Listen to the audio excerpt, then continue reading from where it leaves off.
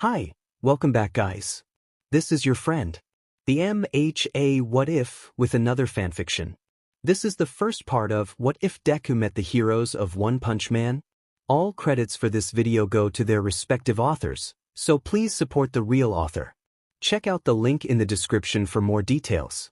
Please give this video a like and subscribe to the channel if you want more videos like this. Now let's get into the fanfic. Hello, and welcome to my second My Hero Academia fanfic. To top it off, I was unaware of this series despite surfing the net, and though I keep hesting about it, I had no idea that this series is very popular not only in Japan but also overseas, and perhaps due to being focused on other anime series that I somewhat became oblivious of this manga up until now.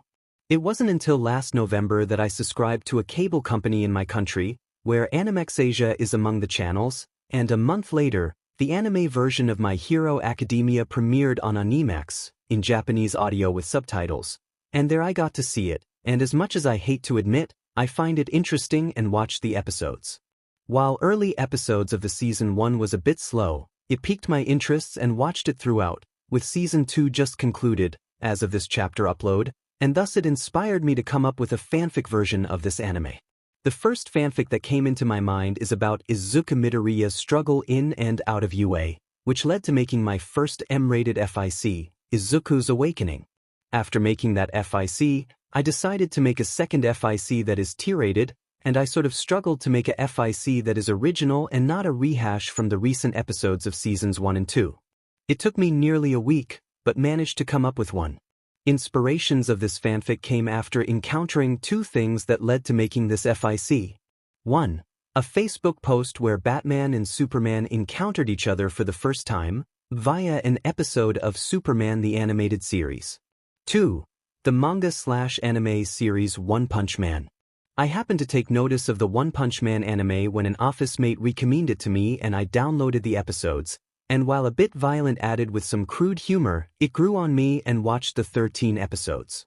After watching the Facebook post about Superman and Batman meeting for the first time and getting into a brief scuffle, it somewhat reminded me of Izuku and Bakugo getting into conflict throughout the 2 seasons of their series, and this inspired me to make a crossover of sorts, and decided to have 2 of Academia's lead characters facing off against 2 lead characters of One Punch Man.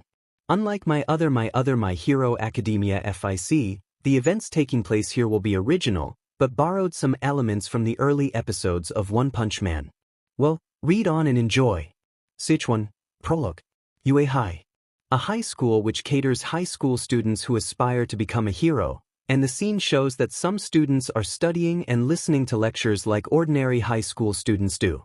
You can see Izuku Midoriya writing notes on his notebook while listening to the lectures from one of the teachers, and so far things appeared to be relatively peaceful, and by lunchtime, some of his classmates invited Izuku to join them in the cafeteria.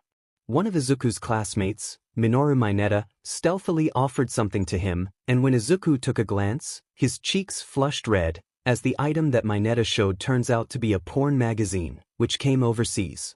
It was uncensored, which shows everything, and Mineta asked if he liked it, causing a bickering between the two. So, Midoriya, like it? That's... I take it as a yes. Please hide it. You'll get us in trouble. Don't be shy, you can't stay a crybaby. You got to man up and find a girl you can. You know I'm not a hentai. Too scared? Or is it that you're a? Stop assuming things and hide that mag. Another classmate, Tenya Ida, came and diffused the bickering, telling Mineta to put away the magazine or else he will be forced to bring Mineta to the principal, which would result to getting either suspended or expelled from UA High School. Mineta panicked and pleaded to Ida not to squeal him, and Ida said that if Mineta hides away the porn mag, he will turn a blind eye only once. If you put it away, I'll forget what I saw, just this once. Say, if you like, you can come to my place and do that and I will confiscate your collection. You want that to Suin Mineta-kun? You can't be serious, Commodore. Then put that magazine away. Please. As the bickering continues, Ochako Uraraka watched the scene, staring at Izuku as she saw how he reacted when Mineta shown him the porn mag, and noted that Izuku is really such a gentleman and not having any perverted feelings, and wondered what would he do if he gets into certain situations such as being offered an indecent proposal. By then Azui scooted closer to Uraraka, asking her when will she make her move and tell Izuku her feelings. This caused Uraraka to get flustered as Azui looked at her in a serious manner, as she deduced that Uraraka is harboring feelings towards Izuku, judging from Uraraka's flustered reactions and mannerisms. Yeah? Twitter? You don't have to deny it, Uraraka-san. If you like him, you should tell him. I don't know what you're. Geez, you're easy to read, Uraraka-san. You like Midoriya-kun? Some of Izuku and Uraraka's classmates took note of this and felt that they are in a manga and anime world, noting that the scene they are seeing is somewhat similar to love stories such as Love Hina and Cardcaptor Sakura, where one of the main protagonists is getting flustered when confronted with romantic feelings towards their love interests. You saw that? Yup. Better than watching an anime, huh? You bet. Beats watching a live-action romance drama on TV. Want to bet? On what? Whether Uraraka confessed to Midoriya her feelings? You got it. Izuku, on the other hand, was oblivious to what is going on, and Aoyama scooted closer and asked him what he thinks about Uraraka, expecting that Izuku would remain dense in regards to having a girl harboring a crush on him. So, Midoriya? Huh. What do you think? About what? Ochako Uraraka? What do you think of her? She's cute, right? Well, if she is, I'm sure there are boys who might like her. Really? Aoyama smirked as his guess was right. Izuku has no idea that he has attracted Uraraka's affection, and there Aoyama wondered what would happen if Izuku starts to take notice on Uraraka, and he stealthily smirked as he finds entertainment in seeing the two classmates get flustered the moment they realize that they have feelings for one another. Meanwhile, Todoroki and Ida also noticed the scene, and they wondered if Izuku is aware of Uraraka harboring affections toward him, and they both agreed that it would take some time before Izuku realized this, and that it is likely that Izuku would rather focus on becoming a pro-hero first before entertaining the idea of a romance. Ida, what do you think? About Midoriya. It seems that he is unaware that Uraraka has feelings for him. I suppose he is oblivious to that fact. I guess he should focus first on becoming a pro-hero first before entertaining the idea of romance. Same here. But what if he? That is for him to find out. I suppose. By then Katsuki Bakugo passed by reminded Izuku not to get too full of himself, and by then Mineta accidentally gives the porn mag to Izuku, where Bakugo raised an eyebrow seeing Izuku holding a porn mag, but twitched his eyes upon seeing Bakugo's ID photo on it. This caused Bakugo to misunderstood the scene and grabbed Izuku by his collar and demanded an explanation, and accuses him of harboring perverted feelings for him. Izuku stared wide-eyed and upon seeing what he is holding, he denied the accusations, telling him that the porn mag belonged to Mineta and said that he is innocent. It's not mine, it's from Mineta. Then how come you have my picture? I don't know. And you're sure you're not fantasizing about me? No, I'm not. You sure? Yes. You better be. By then a photo of Uraraka fell from the porn mag, and this caused some other aspiring students to raise an eyebrow, and this sparked and started rumors of Izuku being a bisexual, thinking he has perverted fantasy-like feelings for Bakugo and Uraraka. Whoa, look at that. First, Bakugo, now Uraraka? Does he prefer boys or girls?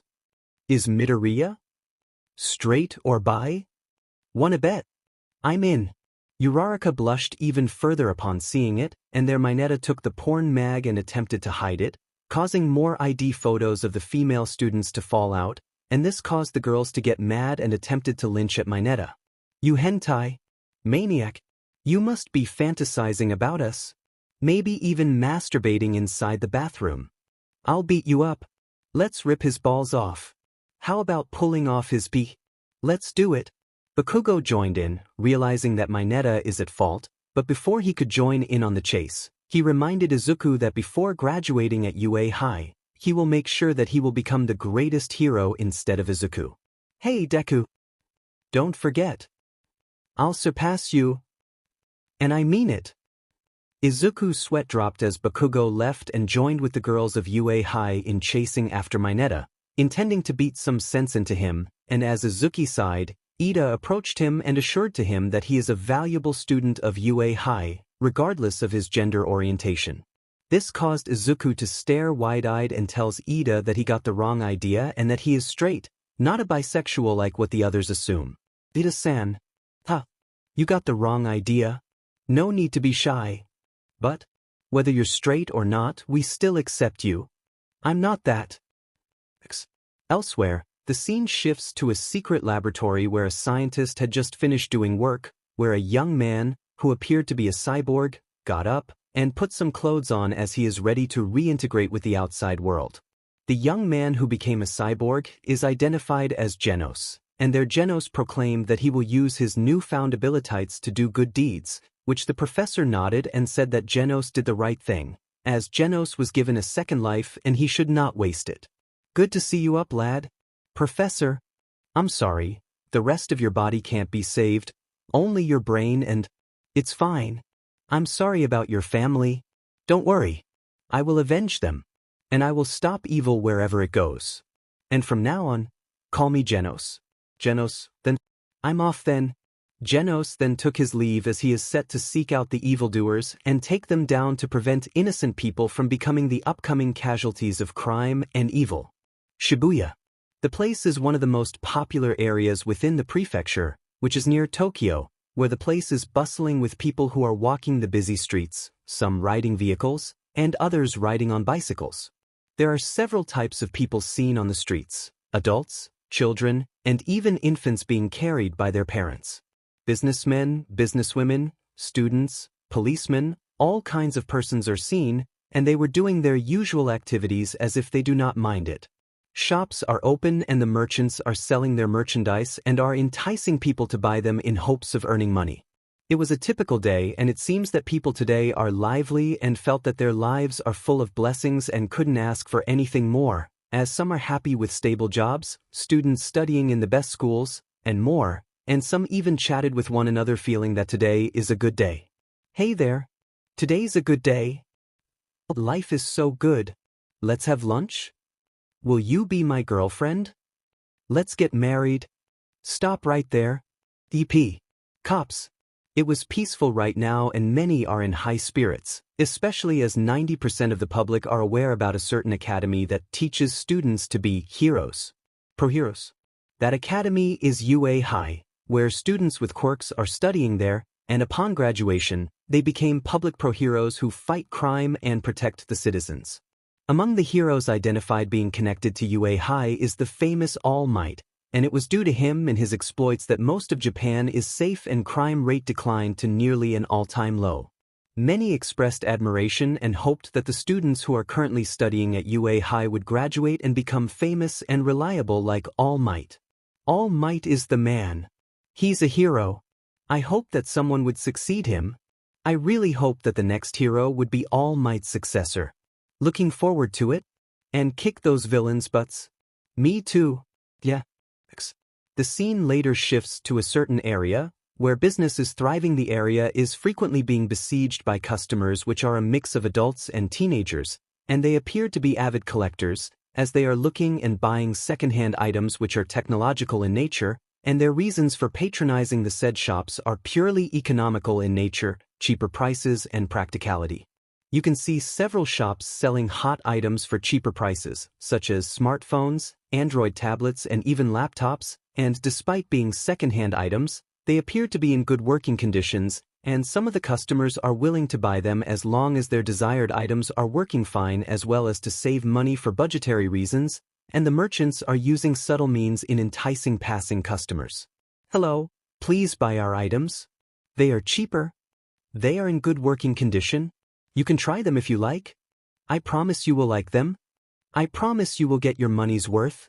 Here are the items on our display. Pick the one you like. The area in question turns out to be Akihabara, and the area is thriving, and many merchants set up shops to attract passing customers and entice them to buy their products by showing the items and offered cheaper prices while assuring them that the items are in good working condition, and their marketing strategy worked as some passing customers were intrigued after hearing that so e-gadgets are being sold in cheaper prices. And they began asking the merchants what items do they sell, and the merchants showed to the customers the items they are selling, ranging from smartphones to Android tablets and even laptops. Then the scene shifts to another nearby shop, where a merchant is also selling second-hand items, but unlike the other shops, this merchant is selling something else and is catering avid collectors, and the scene shifts inside the shop where you can see the items being sold, which turn out to be classic console units and games, all being displayed on the shelves, and one by one you can see the following consoles being on display, which are Nintendo Famicom, Super Famicom, Sega Genesis, Game Boy Color, Game Boy Advance, Neo Geo, Sony PlayStation, Sega Saturn, Nintendo 64. In a matter of minutes, customers passed by the shop, and most of them are avid collectors and fans of video games, and they were immediately intrigued by the items on display, and they looked at the items, as some appeared to be unaware that such classical consoles actually existed, and they began asking the merchants if those consoles and its games are really something to be owned, which the merchant nodded and assured to them that the classic games are rare and are fun to play with, saying that even with popular games today that are released on current consoles such as the Sony PlayStation 4, the Microsoft Xbox One and the Nintendo Wii, the consoles on display are even cooler due to its nostalgia factor. Are they really cool compared to today's consoles? Yes, they are cool. Seriously? Yes, sir. They are the very first games, and they are the popular ones in its heydays, and they are rare to find. Would you like to try them? I promise you will not regret it. And everything went peaceful and harmonious, but little do everyone else know that something unexpected is about to happen without any warning, and with no signs of when it is going to happen. The scene shifts in Yokohama, which is deemed the Chinatown of the area, due to Chinese immigrants, residents, and even those who are married to Japanese persons, which you can see that they are getting along well with the Japanese residents there, as they bore no ill will or grudge against the Chinese people who are doing an honest living. The scene shifts further within the Chinatown area of Yokohama, as you can see that there are lots of stalls and stores selling Chinese-made products, and many are flocking the stalls to buy the products despite some of the customers are Japanese, and they find interest in buying some of the products made from China. As you can see, despite the stalls not being much extravagant, business in Chinatown is doing well. Hey, please come here. We are selling very good items. We are offering 70% discount. They are very cheap to buy. Free trial. Offer goods while supplies last. Please come over. We will assist you. Perhaps the most prominent products being a hot commodity from the stalls are products that are associated with feng shui, and other Chinese products that are connected to fortune-telling and luck charms, which eventually became the talk of Chinatown, despite the fact that the current season is summer. The Chinese merchants began to promote selling fruits and other products and claimed that they are well suited for any occasion of the season, as they can bring good luck to those who buy the fruits and products, which attracted and piqued the curiosities of the shoppers. Come over here. We sell any items suited for any season. Spring, summer, Christmas, you name it. They are cheap to buy. We offer good luck charms. Good for summer and Christmas. Have a look. I am sure you will like it. Free trial here. There's someone came to visit the place, as he is on an errand to buy something that is meant to give it to someone. Some of the merchants were slightly taken aback at seeing a certain shopper's appearance, as they never thought they see someone whose appearance was different. The certain shopper turns out to be Genos, as he is told by someone that a popular ingredient used in making a very delicious Chinese food can be found in Chinatown, and Genos came here after someone recommended him regarding the place. Carrying a shopping bag, Genos went to different stalls and made inquiries if they have this certain ingredient in a polite manner, and this act puts the merchants at ease, seeing that Genos is a good person despite his appearance as a cyborg. Will you about that? Yes? I'm afraid I do not have that particular ingredient. I'm sorry. I see. My apologies if... No, it is all right. One of the merchants happened to heard of a shop where the ingredient that Genos seek, and gave him directions on where to go, and advised Genos to head there as soon as possible due to the ingredient is a rare commodity and gets sold out very quickly. Genos thanked the merchant for the information, which the merchant said it is nothing. Thank you, sir, for telling me. It is nothing. I appreciate it, for informing me. Ah, sure, no problem. I am grateful to you. That's nothing. You better go, or the ingredient you seek will be sold out soon. Yes, I will leave immediately. Good luck, young man. After that, Genos bowed and left, heading to the direction that the merchant instructed him, and the other merchants glanced at Genos, where they wondered if he is really a person or otherwise, due to seeing his cybernetic arms despite him wearing clothes. They began to debate whether he is a member of the League of Villains or not, seeing that it was the first time seeing Genos in Chinatown given that he has never been seen on the news. And opinion about Genos is somewhat divided. Did you see that? He looked scary. Is he a robot? I never seen him before, not even on the news. Must be one of those leagues that I heard. But that guy looked like a kind man. Maybe a good guy? Suppose he is merely... Elsewhere, another group of people are seen walking by the marketplace of Chinatown, where they turn out to be teenagers, and are shopping for ingredients to make a very delicious Chinese cuisine. Some of the merchants stared in awe as they recognized the three teenagers passing by them and were all smiles the moment they recognized the passing teens. The teenagers in question turn out to be students of UA High, and they are identified as Hiryu Rin, Pony Tsunatori, Nito Minoma.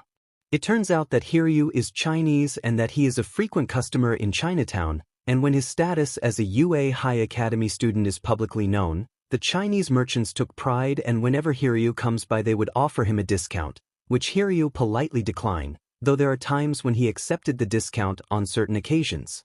Hiryu happened to invite Pony to tag along as he wants to cook a very delicious Chinese food, and she accepted as she wanted to try a Chinese food due to her being a foreigner studying in Japan, as well as she spent most of her time eating Japanese food that she wanted to try a Chinese food for a change, to see how delicious they are. Along the way, Minoma passed by and saw the two and asked if he can tag along, which Hiryu said it is fine, and the trio would go from stall to stall, asking if they have a certain ingredient, and the merchants kindly said they do not have that certain ingredient, which Hiryu said it is okay and thanked them for telling him. Will you about that? Yes? I'm afraid I do not have that particular ingredient. I'm sorry. I see. My apologies if... No, it is all right. However, one of the merchants said that he happened to heard of a shop where the ingredient that Genos seek, and gave him directions on where to go, and advised Hiryu to head there as soon as possible due to the ingredient is a rare commodity and gets sold out very quickly.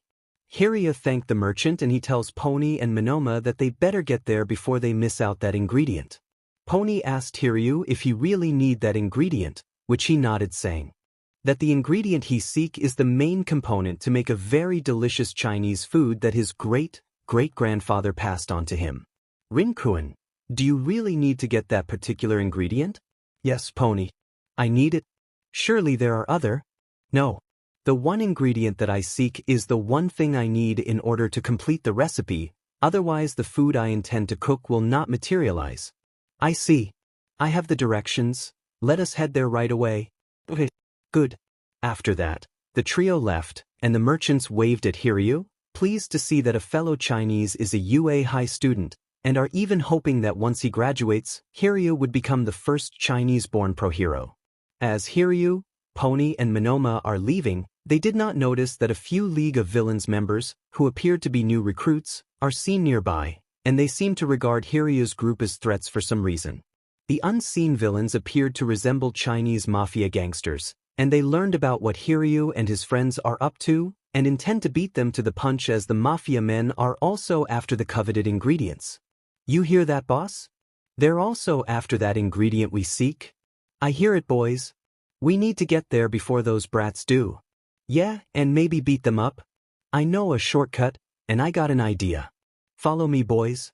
Yes, boss. Yes, boss.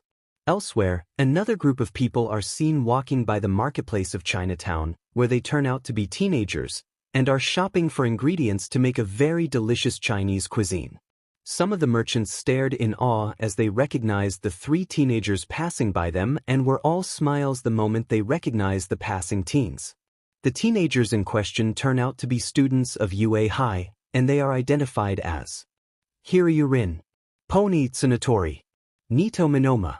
It turns out that Hiryu is Chinese and that he is a frequent customer in Chinatown, and when his status as a UA High Academy student is publicly known, the Chinese merchants took pride, and whenever Hiryu comes by they would offer him a discount, which Hiryu politely declined, though there are times when he accepted the discount on certain occasions. Hiryu happened to invite Pony to tag along as he wants to cook a very delicious Chinese food, and she accepted as she wanted to try a Chinese food due to her being a foreigner studying in Japan, as well as she spent most of her time eating Japanese food that she wanted to try a Chinese food for a change, to see how delicious they are. Along the way, Monoma passed by and saw the two and asked if he can tag along, which Hiryu said it is fine, and the trio would go from stall to stall, asking if they have a certain ingredient, and the merchants kindly said they do not have that certain ingredient, which Hiryu said it is okay and thanked them for telling him. What will you about that? Yes? I'm afraid I do not have that particular ingredient. I'm sorry. I see. My apologies if... No, it is all right. However, one of the merchants said that he happened to heard of a shop where the ingredient that Geno seek, and gave him directions on where to go, and advised Hiryu to head there as soon as possible due to the ingredient is a rare commodity and gets sold out very quickly. Hiryu thanked the merchant and he tells Pony and Monoma that they better get there before they miss out that ingredient. Pony asked Hiryu if he really need that ingredient, which he nodded, saying that the ingredient he seek is the main component to make a very delicious Chinese food that his great-great-grandfather passed on to him. Rin-kun, do you really need to get that particular ingredient? Yes, Pony. I need it. Surely there are other? No. The one ingredient that I seek is the one thing I need in order to complete the recipe, otherwise the food I intend to cook will not materialize. I see. I have the directions. Let us head there right away. Okay. Good. After that, the trio left, and the merchants waved at Hiryu, pleased to see that a fellow Chinese is a UA High student, and are even hoping that once he graduates, Hiryu would become the first Chinese-born pro-hero. As Hiryu, Pony and Monoma are leaving, they did not notice that a few League of Villains members, who appeared to be new recruits, are seen nearby, and they seem to regard Hiryu's group as threats for some reason. The unseen villains appeared to resemble Chinese mafia gangsters, and they learned about what Hiryu and his friends are up to, and intend to beat them to the punch, as the mafia men are also after the coveted ingredients. You hear that, boss? They're also after that ingredient we seek? I hear it, boys. We need to get there before those brats do. Yeah, and maybe beat them up. I know a shortcut, and I got an idea. Follow me, boys. Yes, boss. Yes, boss. As the mafia gang began taking their leave, the scene shifts at the entrance of the Chinatown stall, where a new shopper came, and the Chinese merchants were taken aback at seeing the new shopper, as he is seen wearing yellow pants, a long-sleeved yellow shirt with an upper zipper, red gloves, red boots, a long white cape, and he is bald. The shopper is revealed to be a hero identified only as Saitama, and he came here by coincidence as he is looking for a market that sells food, vegetables and/or ingredients that has a bargain price, and he is on his way back to his apartment when he happened to pass by Yokohama, and upon seeing the stalls, Saitama to see if he could find food and ingredients for a cheap price. The Chinese merchants began whispering among themselves in Cantonese, as they never encountered a costumed individual before, and wondered if he is a graduate of UA High or if he is a pro-hero, as they felt that Saitama's bald look makes him look like a hero wannabe. Hey, look at that. Is he a pro-hero? He's bald. Must be a fan. Be careful, he could be a bum pretending to be a hero, and he might attempt to swindle us. He sure looked stupid. Are all Japanese like that? Because the merchants spoke in Cantonese, Saitama did not understand what they are saying, but he did not seem to mind as he continued to check out the stalls, and some of the merchants decided to show their items in an effort to entice him to buy them. Come over here. We sell any items suited for any season. Spring, summer, Christmas, you name it. They are cheap to buy. We offer good luck charms. Good for summer and Christmas. Have a look. I am sure you will like it. Free trial here. Saitama politely declines and asked if there is a nearby market that sells vegetables and other ingredients, which they said that there are many if you go forward and take a turn to the first corner, where there is a mini market that sells vegetables and spices.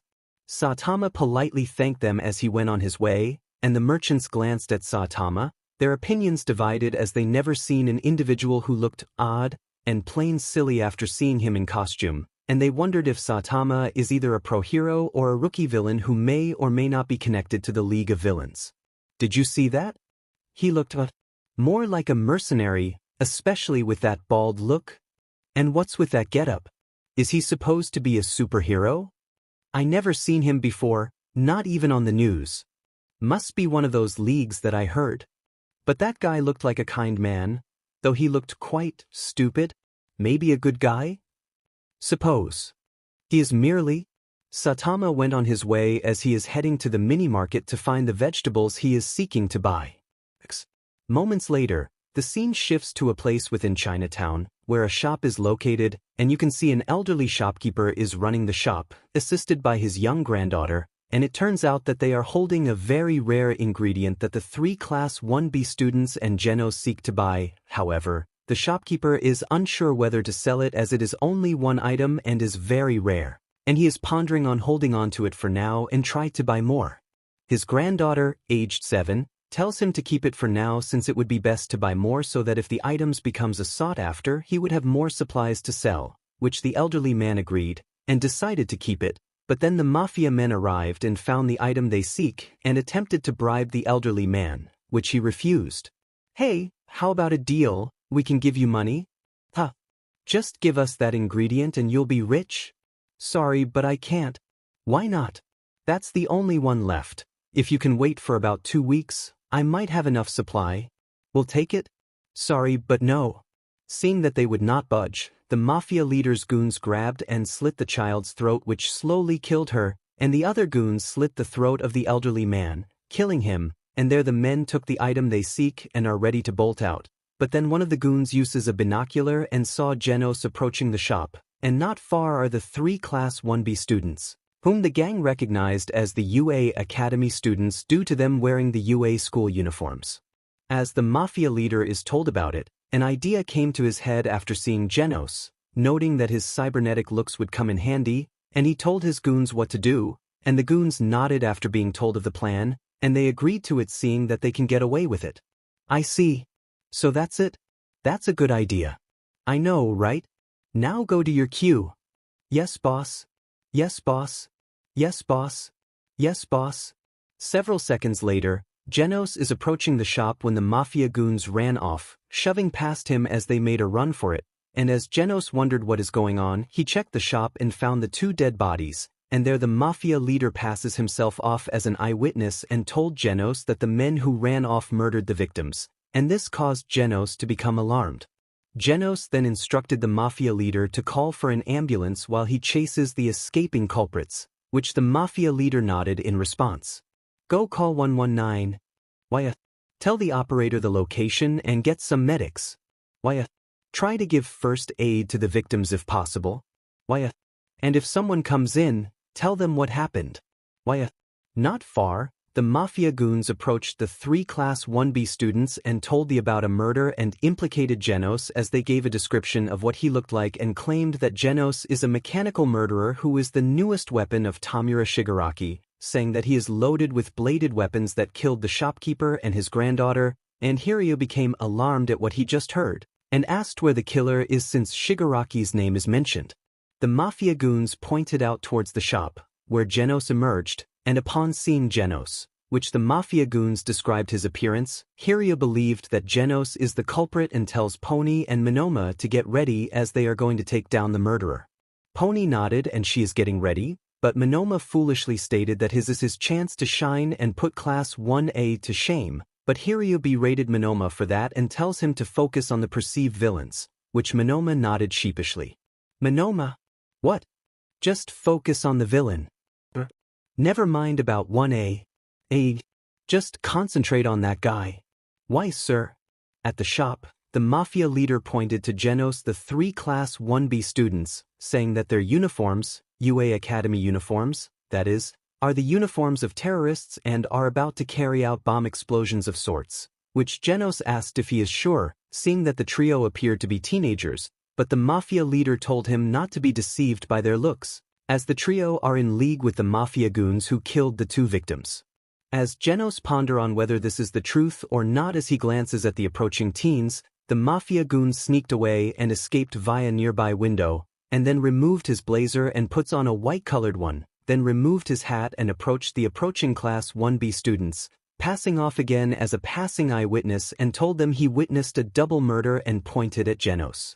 As Genos momentarily glanced at the bodies to see if the victims can still be saved, he did not notice the mafia leader talking to Hiryu's group, and the scene shows that Hiryu, Pony and Monoma approached the shop and were shocked at what they saw, and assumed that Genos murdered them, and the trio gets ready to fight him.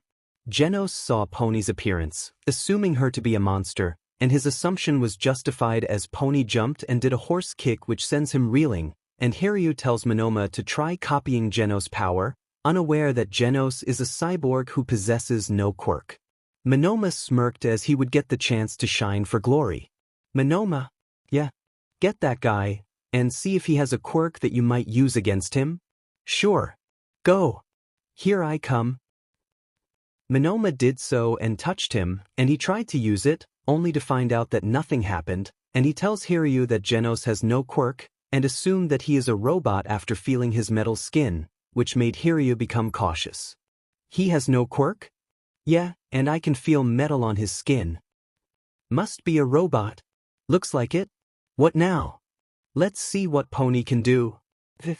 Genos, by then, caught Pony and punched her on her gut, sending her careening outside the shop, where it started to attract attention, and there Hiryu felt that they are going to need help as he believed that Genos could be the League of Villains trump card, and ordered Monoma to run and get help, which Monoma asked if he is sure. Hiryu sternly said yes, and Monoma reluctantly nodded as he began to ran off, and as Genos is about to chase Monoma, assuming that he is in league with the mafia goons, Hiryu blocked him, and both individuals are facing off, unaware that they are being tricked into attacking each other. Stop right there. Where do you think you're going? I should be the one asking you that. You're not getting away. And neither will you. You're going down. I don't think so. Meanwhile, the scene shifts at a safe house, where a recently paroled small-time crook is talking to someone. The crook still has bandages on his head and is wanting revenge, but he knew that he could not do so, and resorted in hiring an assassin to do the work for him.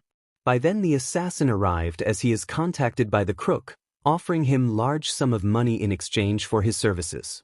The assassin looked on as he is expecting that his assigned target would be the one he is looking for. He is identified only as Speed O-Sound Sonic, and he is a ninja.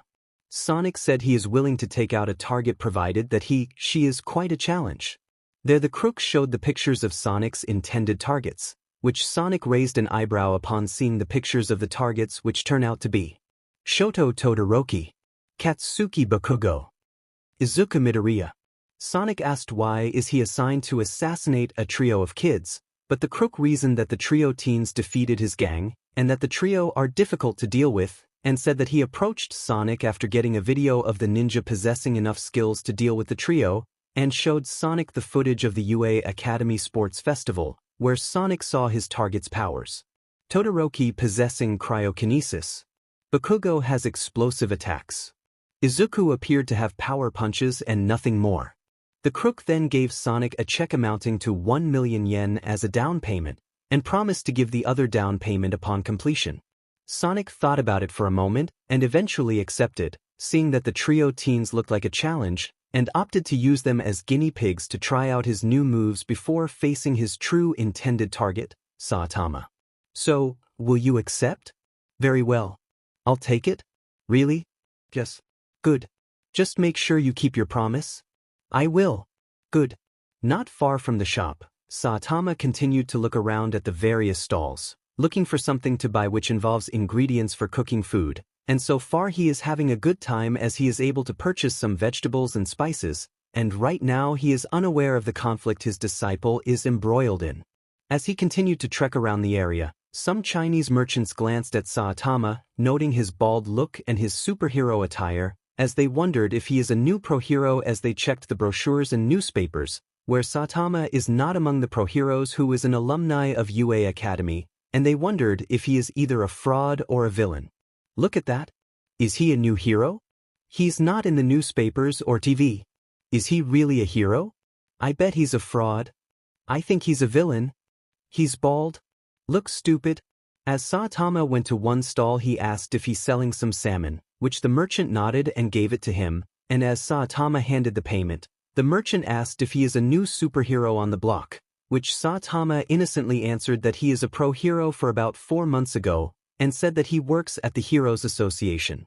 The Chinese merchants nearby blinked their eyes as they listened to what Saitama said to the other merchant. Hero Association? Yeah.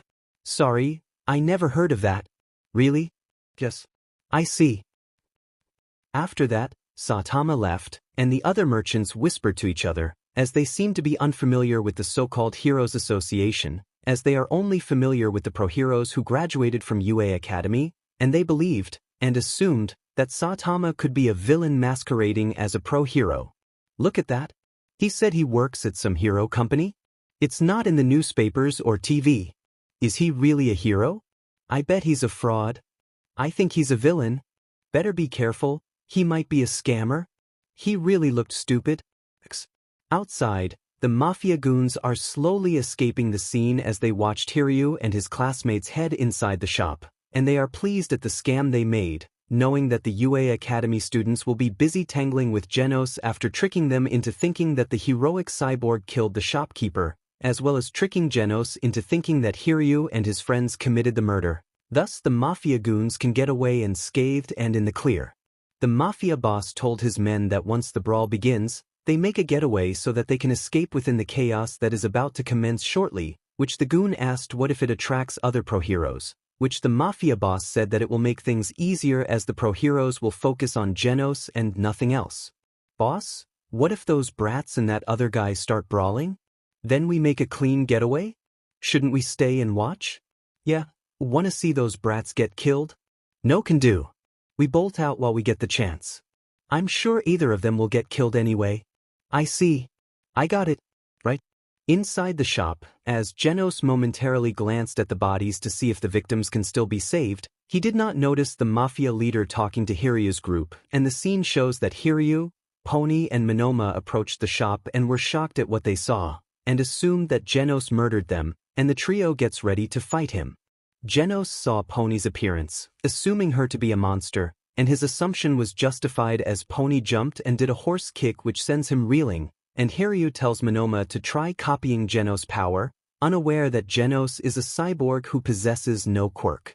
Monoma smirked as he would get the chance to shine for glory. Monoma, yeah, get that guy, and see if he has a quirk that you might use against him? Sure. Go. Here I come.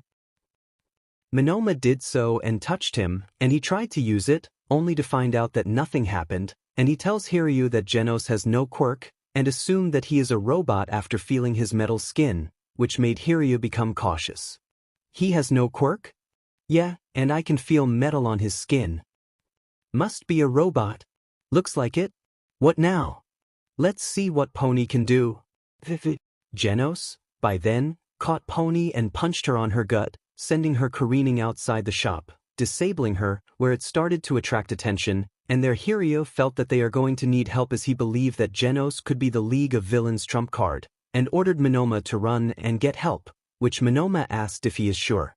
Hiryu sternly said yes, and Monoma reluctantly nodded as he began to ran off, and as Genos is about to chase Monoma, assuming that he is in league with the mafia goons, Hiryu blocked him, and both individuals are facing off, unaware that they are being tricked into attacking each other. Stop right there. Where do you think you're going? I should be the one asking you that. You're not getting away. And neither will you. You're going down. I don't think so. Hiryu and Genos brace themselves as they are about to do battle, not knowing that they are manipulated into fighting each other after being tricked into thinking that each of them committed the murder, and had no idea that the real culprits are getting away. Outside Chinatown, Izuku Midoriya was passing by, as he is taking a trip as he had free time, and though he wanted to do some training, he was told by All Might to take a break once in a while to ease his mind, and Izuku took the advice well and decided to take a stroll and went window shopping, and upon seeing the entrance of Chinatown, Izuku pondered about taking a peek, as he has never been there before. There Ochako Uraraka happened to be passing by and greeted Izuku, and the two teens exchanged pleasantries. Deku-kun. Ah, Uraraka-san. How are you doing? Fine. What about you? Just passing by. Nice to see you. Yeah, since we just met up, why don't we hang out together? Sure.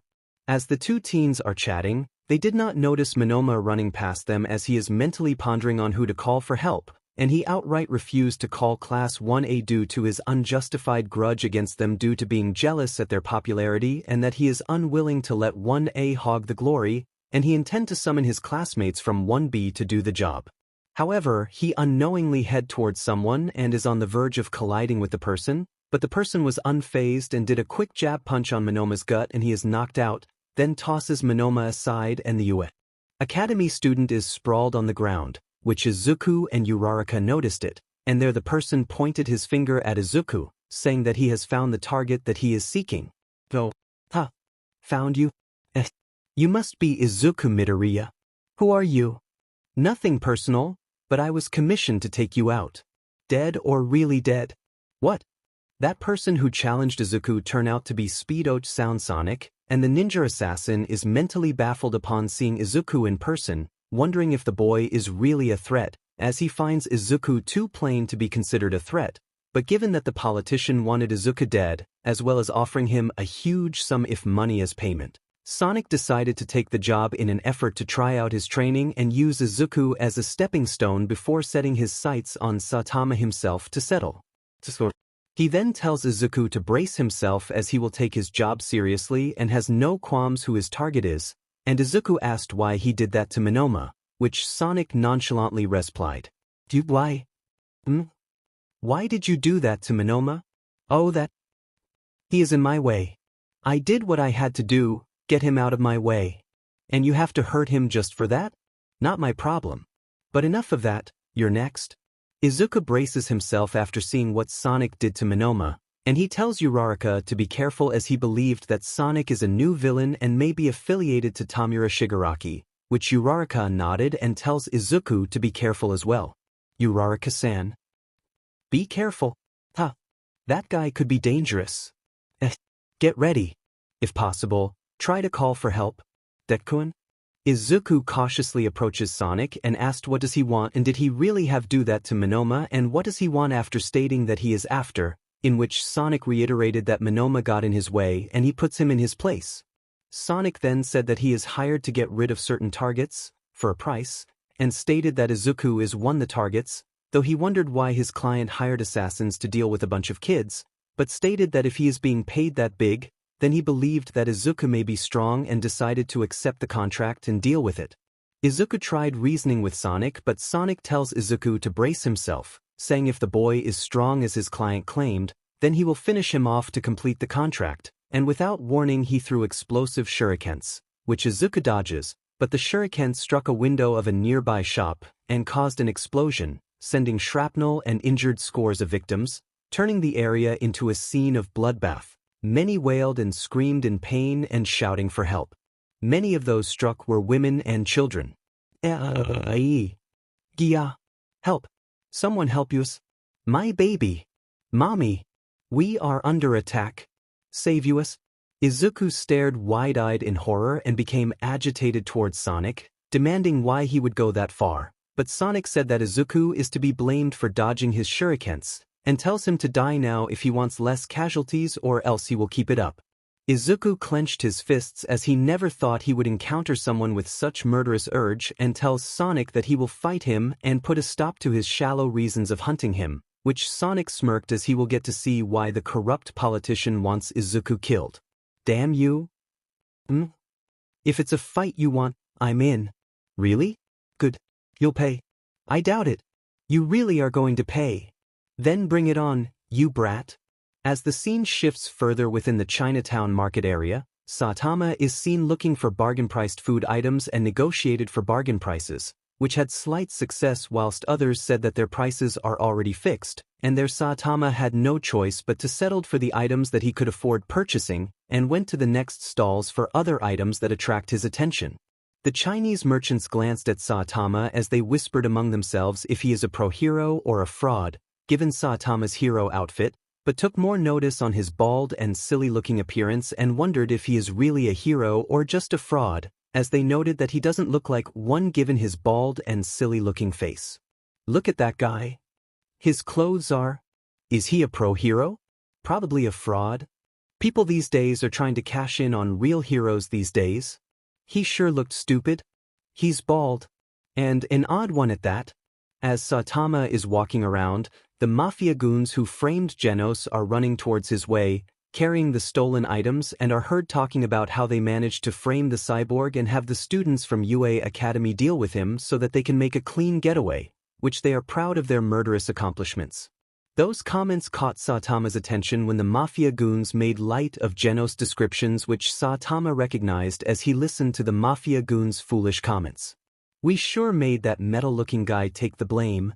Yeah, that cyborg-looking guy will deal with those UA brats. He's so easy to fool. And thanks to that guy, we can get away with the stolen ingredients. And he can help us escape. Too bad will be long one.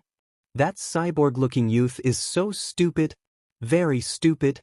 As the mafia goons are about to further their escape, they bumped into Saitama, as he stood in their path and asked them what they just said about Genos, and the mafia goons, unaware about Saitama's nature, ignorantly tells him to get out of their way or else he would pay dearly.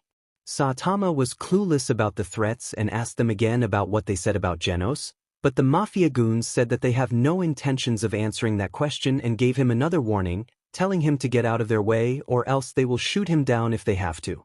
Get out of our way. We mean it. You got a death wish? I'm just asking, what were you guys saying about Genos? Who cares?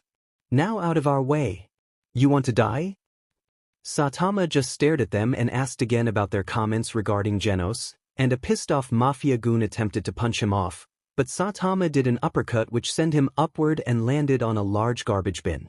The other goon took out a knife and is about to stab his target, but Saitama again did an uppercut and the goon went flying till landing on the same garbage bin. The remaining mafia member became terrified and begged for mercy, and Saitama asked him what the comment he made just now means and what does Genos have to do with it. As the remaining goon attempted to escape, Saitama gripped the goon's hand. The goon screamed out in pain and begged for mercy. Saitama again asked what is the deal, and unable to bear the pain, the goon is forced to spill the beans and admitted the reason. Saitama blinked his eyes after being told about the UA Academy and its students, as he is unaware about that academy, and is also unaware that the students are aspiring heroes, but after hearing about Genos getting embroiled, Saitama knocked the goon out and went to the scene of the battle, where moments later he saw several onlookers watching the fight, which near the crime scene. Upon arriving, he saw Genos having knocked out Hiryu, and he is quite surprised to see the fallen UA Academy students are high school-aged persons. He called out Genos and asked him what just happened, and after hearing his side, Saitama informed the cyborg that he was tricked as the mafia goons are the actual culprits.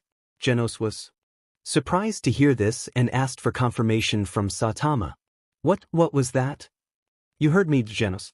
You were tricked. So they're high school students attending a school for aspiring heroes, or so that what I was told. Where's the victim? Inside the shop, Saitama-sensei? I'll take a look. Saitama went inside the shop and found the bodies, and he went out and asked the witnesses to call for the police, informing them of the bodies being found, which surprised the onlookers and they began accusing Saitama and Genos of being the murderers. Saitama explained himself and said that the mafia goons were the culprits, but then Shoto Todoroki happened to pass by the scene and saw Hiryu and Pony sprawled on the ground, and as the witnesses pointed their fingers at Genos. Todoroki is ready to take the fight, but Saitama stood in between and explained to Todoroki about what he found out.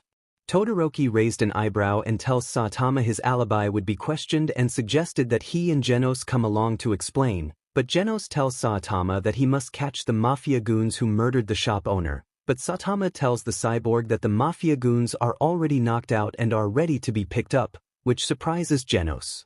What? They're already been taken care of, Genos? Really, Saitama-sensei? Yeah. They're knocked out and are ready for pickup? I see. Looks like those goons really tricked you. Looks like we'll have to explain to the police what really happened. Todoroki listened to the conversation between Saitama and Genos and is weighing in on the words they said, and now he is giving them the benefit of a doubt, seeing that neither of them are attempting to escape, and when Saitama showed the stolen ingredient he retrieved from the mafia goons and explained everything, Todoroki insisted that Genos should explain everything at the police station due to the circumstantial evidence, and the fact that he fought off 2 of Class 1B students of UA Academy. Genos would be written off as a culprit, and said that if Genos went along peacefully and prove his claims, he would be let off and his innocence would be proven. Saitama glanced at Genos, which the cyborg thought carefully and said that he will come along to prove his innocence. As Genos is about to come quietly, Todoroki's father, Endeavor, showed up, and seeing that Hiryu and Pony are unconscious, and believing that Todoroki did nothing to stop Genos, assuming that the cyborg is a villain, he is disappointed and delivered a strong punch which sends Genos to another direction. Todoroki is incensed and berated his father for his reckless actions, but Endeavor scolded his son for being too lax, saying that the culprit is talking his way out to escape, but Todoroki insisted that Genos is turning himself in to prove his innocence, but is ignored. Endeavor! Stop! You are too lax, Shoto. He is about to turn himself in. A hero must take action in apprehending the villain. Your 2 classmates were assaulted and you could have been. There is a misunderstanding. Step aside, Shoto. I will show you how to deal with the villain. I said stop. Silence, Shoto. As Todoroki and Endeavor argued, the onlookers recognized Endeavor, who is recognized for being a pro-hero, and assumed that he is here to stop the culprit and unjustly rooted for him and cheered him to capture the villains, assuming that Genos and Saitama being the suspects. It's Endeavor. Go, Endeavor. We'll root for you. Show those con artists who are the real heroes. Beat them up. Show them who the real heroes are. Go get them. You rock. As Endeavor shoved his son aside, he glanced at Saitama, and seeing his costume, he believed that he is also a villain and asked if Saitama is connected to Genos, and when Saitama answered honestly, Endeavor glared and tells his son this is how he takes down a villain, and his right fist is enveloped in flames and delivered a strong punch to his target's torso, as the blow can be heard and the onlookers felt the impact of the blow. However, they are stunned in silence as Saitama went a bit backwards, yet he still stood there, showing no ill effects of Endeavor's blows, and are starting to get worried as they think that Saitama is a powerful villain who somewhat withstood Endeavor's attacks. No way. He looked okay. He withstood Endeavor's fiery blows? Is that villain strong? We're in trouble? Wait, maybe Endeavor is warming up? Let's wait and see, right? Endeavor stared in disbelief, and yet he is undaunted as he delivered a barrage of punching blows and even fired a pyrokinetic blast at Saitama, but Saitama stood there as if he is perplexed at what his attacker is doing, and even asked if he has a problem. Endeavor stared further in disbelief, seeing that his target stood there like nothing has happened, and Todoroki urged his father to stop and let him handle things from here, saying that unless proven guilty, Saitama is deemed innocent and that Genos is offering to explain his side, but Endeavor voiced his disapproval, saying that Hiryu and Pony assaulted by Genos, and possibly Saitama, are enough proof that they are villains, and berated Todoroki for being too soft and reasoned that his son will never be a hero that would live up to the family name and legacy, which only agitate Todoroki for hearing his father's selfish words. You are truly a fool. What was that? You call yourself a hero? What? I truly despise you. You are not worth being my parent. You do not even know what a hero means. Shoto? However, Saitama decided to end this and did an uppercut punch, which sends Endeavor upward, and soon landed on a large garbage bin, which shocked the onlookers and Todoroki, having seen what just happened and wondered what kind of person Saitama is, having dispatched the number 2 hero with just one punch. Oh my. He just one punch. What is he? Is he a really powerful villain? No way. Todoroki stared in surprise as Saitama attended to Genos, seeing that his cybernetic chest was dented, and there Saitama asked Genos if he is okay, and while the cyborg assured that he is okay, Saitama is unconvinced, seeing that sparks are seen on the cyborg circuitry, and he asked Todoroki if this is how the police handle things, which Todoroki apologized, reasoning that pro-heroes tend to jump to conclusion but assured that not all heroes are like what Endeavor does. Saitama blinked his eyes at hearing the word hero, and asked Todoroki if he is also a hero, in which Todoroki said that he, Hiryu and Pony are aspiring heroes who study at UA Academy, which made Saitama perplexed and said that he never heard such an academy that teaches students doing superhero stuff. Out of curiosity, Todoroki asked what Saitama and Genos are, if they are villains or not, and Saitama replied that he and Genos are heroes and are affiliated at Heroes Association. Todoroki blinked his eyes at hearing this and asked if Saitama is telling the truth. Heroes Association? Yeah. You too are pro-heroes? Yeah. We are. I never heard of this association you mentioned. Really? Yes. Well, by then, Endeavor showed up, looking pissed and humiliated, and declared that Saitama and Genos are villains and should be taken down, which Todoroki uses his ice powers to form a wall and tells his father to stop, but Endeavor smashed it to bits and tells his son to watch and learn, vowing to show him how a hero works, and he is now ready to get into action.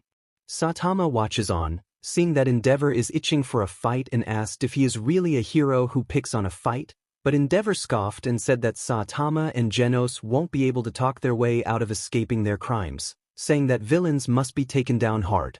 Saitama reiterated that he and Genos are not villains, but Endeavor tells him to shut up and suffer the wrath of Endeavor. Look, you won't fool me. But we're not. You will be taken down. Listen. Prepare yourselves. Oh boy. Huh. The passerby and the merchants inside Chinatown convenes as they are about to witness the battle between Endeavor and Saitama. As Saitama tries to explain to Endeavor that everything is a misunderstanding, though Endeavor is unwilling to listen and is ready to take the fight.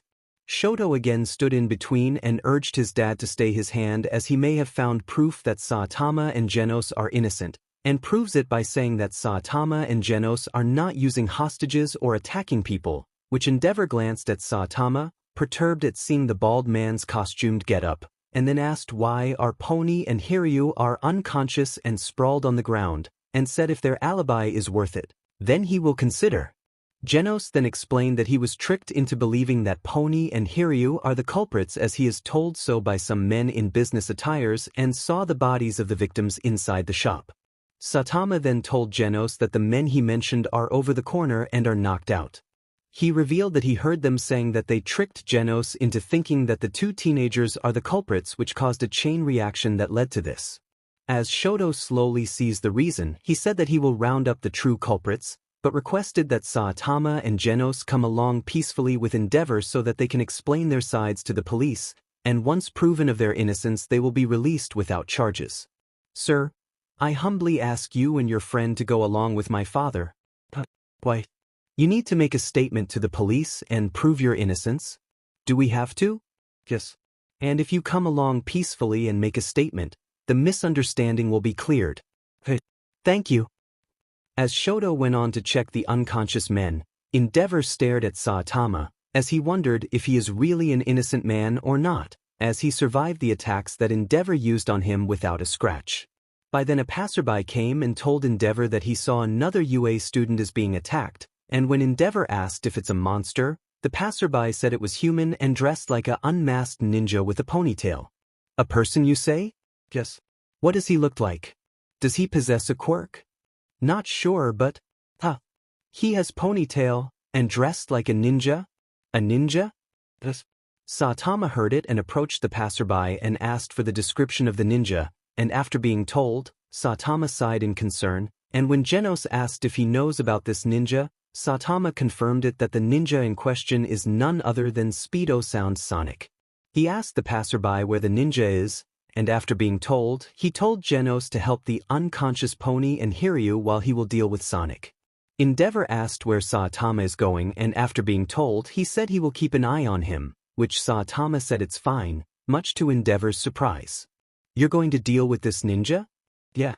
And you're not going to escape? Yeah. I rather keep an eye on you.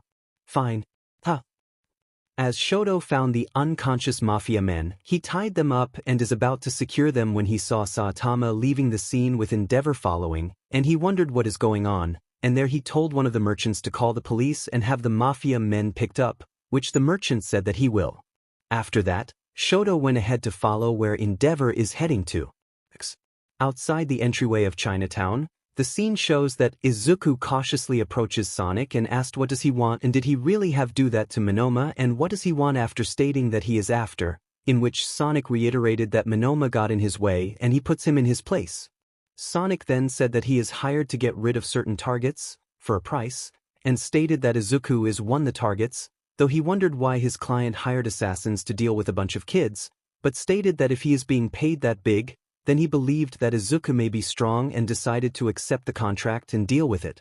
Izuku tried reasoning with Sonic but Sonic tells Izuku to brace himself, saying if the boy is strong as his client claimed, then he will finish him off to complete the contract, and without warning he threw explosive shurikens, which Izuku dodges, but the shuriken struck a window of a nearby shop and caused an explosion, sending shrapnel and injured scores of victims, turning the area into a scene of bloodbath. Many wailed and screamed in pain and shouting for help. Many of those struck were women and children. Gia. Help. Someone help us. My baby. Mommy. We are under attack. Save us. Izuku stared wide-eyed in horror and became agitated towards Sonic, demanding why he would go that far, but Sonic said that Izuku is to be blamed for dodging his shurikens, and tells him to die now if he wants less casualties or else he will keep it up. Izuku clenched his fists as he never thought he would encounter someone with such murderous urge and tells Sonic that he will fight him and put a stop to his shallow reasons of hunting him, which Sonic smirked as he will get to see why the corrupt politician wants Izuku killed. Damn you. If it's a fight you want, I'm in. Really? Good. You'll pay. I doubt it. You really are going to pay. Then bring it on, you brat. Izuku then began to summon his quirk and began to focus on the speed as he intends to get close to Sonic and hit him with a single blow so as to knock Sonic out and stop his senseless attacks, and as he did so, the powered Izuku got quite close and is ready to use Smash, but Sonic moved away at a distance and uses explosive shuriken, hitting him which caused his arms to bleed. Uraraka stared in shock as she never seen someone that can move that fast. Moreover, it was the first time that she saw an actual ninja and began to think of a way to assist Izuku, but then she saw Sonic using his speed to get around Izuku and drew out his katana and attempted to stab his target, but Izuku managed to evade it. Sonic then threw more shuriken and Izuku was able to dodge them, but Sonic took the advantage and got close, uses his katana and managed to slash Izuku's left cheek, and out of instinct, Izuku uses his quirk and struck the katana, causing it to explode and Sonic backed away, slightly taken by surprise. As Izuku landed on the ground, Uraraka checked on him and is concerned to see the deep cut on his cheek and is bleeding continuously, and asked if he is okay. Izuku tells Uraraka to go get help, saying that getting close to him is too risky given how quick and nimble Sonic is, and tells Uraraka that she might not be able to use her quirk without getting the risk of getting stabbed or being hit by shuriken. Deku? Get help, that guy is too dangerous. But I can. Don't, you might not be able to use your quirk, he's quick and agile. But, trust me, go get help. Deku, hurry. However, Sonic threw several shuriken at all directions so suddenly, and seeing that there is no time to evade them, he uses his body to protect Uraraka and the shuriken exploded as it struck his back. Izuku screamed out in pain as he fell to the ground, and Uraraka is horrified upon seeing the back portion of his shirt ripped into tatters and is bleeding all over. She shouted at Izuku to hang on, but he is too hurt to respond as he is in pain. Deku! Hold on! Deku! Deku!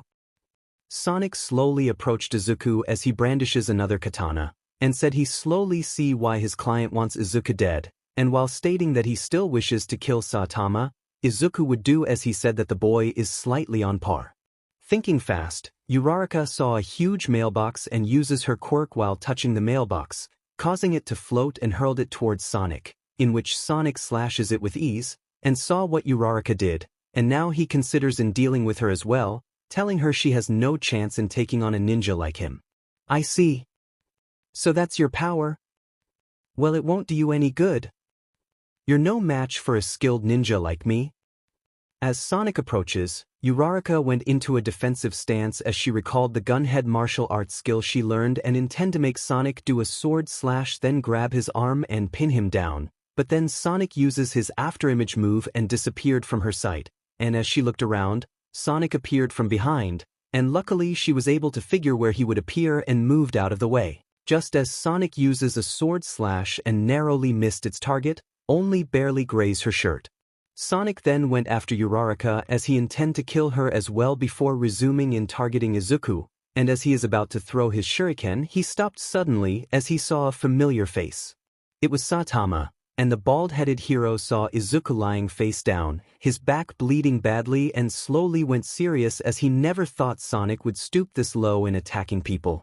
He asked Sonic why he struck a miner, in which Sonic justified that he was hired to kill him and nothing more. But then he will put his contract on hold now that Saitama has shown up, and tells him that he will settle things with him once and for all, much to Saitama's dismay.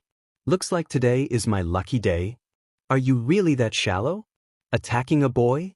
Just being hired to kill him, but since you're here, Sana, I'll kill you. Time to die. You really are a lost cause? Have it you, Saitama. Endeavor arrived and is quite surprised to see the damage that Sonic has done, and saw Izuku's injured state, just as Shoto arrived and is shocked to see Izuku's predicament. He then approached Uraraka and asked what happened, and she told him that Sonic is a dangerous opponent and is targeting Izuku all this time. So he really is a ninja? Yes, Todorokigen. And he is after Midoriya all this time? That's what that ninja said. This is bad. We got to help Deku. Okay. Sonic smirked deviously as he tells Saitama to brace himself as he will take him down once and for all to end their rivalry before completing his contract to finish off Izuku. As Shoto attempted to reach to Izuku, Sonic threw explosive shuriken at him, which Shoto instinctively uses his ice quirk to form an ice wall to block the shuriken. There Sonic tells Shoto not to touch Izuku as he is his target, and tells Shoto that if he attempts to get Izuku he will target Shoto as well. Hands off. That boy is my prey. So back off. Get in my way and I'll take you on. As Sonic approaches, Uraraka went into a defensive stance as she recalled the gunhead martial arts skill she learned and intend to make Sonic do a sword slash then grab his arm and pin him down, but then Sonic uses his afterimage move and disappeared from her sight, and as she looked around, Sonic appeared from behind, and luckily she was able to figure where he would appear and moved out of the way. Just as Sonic uses a sword slash and narrowly missed its target, only barely grazed her shirt. Sonic then went after Uraraka as he intended to kill her as well before resuming in targeting Izuku, and as he is about to throw his shuriken he stopped suddenly as he saw a familiar face. It was Saitama, and the bald-headed hero saw Izuku lying face down, his back bleeding badly and slowly went serious as he never thought Sonic would stoop this low in attacking people. He asked Sonic why he struck a miner, in which Sonic justified that he was hired to kill him and nothing more, but then he will put his contract on hold now that Saitama has shown up, and tells him that he will settle things with him once and for all, much to Saitama's dismay. Looks like today is my lucky day. Are you really that shallow? Attacking a boy? Just being hired to kill him, but since you're here, Sana, I'll kill you. Time to die. You really are a lost cause? Have it you, Saitama. Endeavor arrived and is quite surprised to see the damage that Sonic has done, and saw Izuku's injured state, just as Shoto arrived and is shocked to see Izuku's predicament. He then approached Uraraka and asked what happened, and she told him that Sonic is a dangerous opponent and is targeting Izuku all this time. So he really is a ninja? Yes, Todorokigen. And he is after Midoriya all this time? That's what that ninja said. This is bad. We got to help Deku. Okay. Sonic smirked deviously as he tells Saitama to brace himself as he will take him down once and for all to end their rivalry before completing his contract to finish off Izuku. As Shoto attempted to reach to Izuku, Sonic threw explosive shuriken at him, which Shoto instinctively uses his ice quirk to form an ice wall to block the shuriken. There Sonic tells Shoto not to touch Izuku as he is his target, and tells Shoto that if he attempts to get Izuku he will target Shoto as well. Hands off. That boy is my prey. So back off. Get in my way and I'll take you on.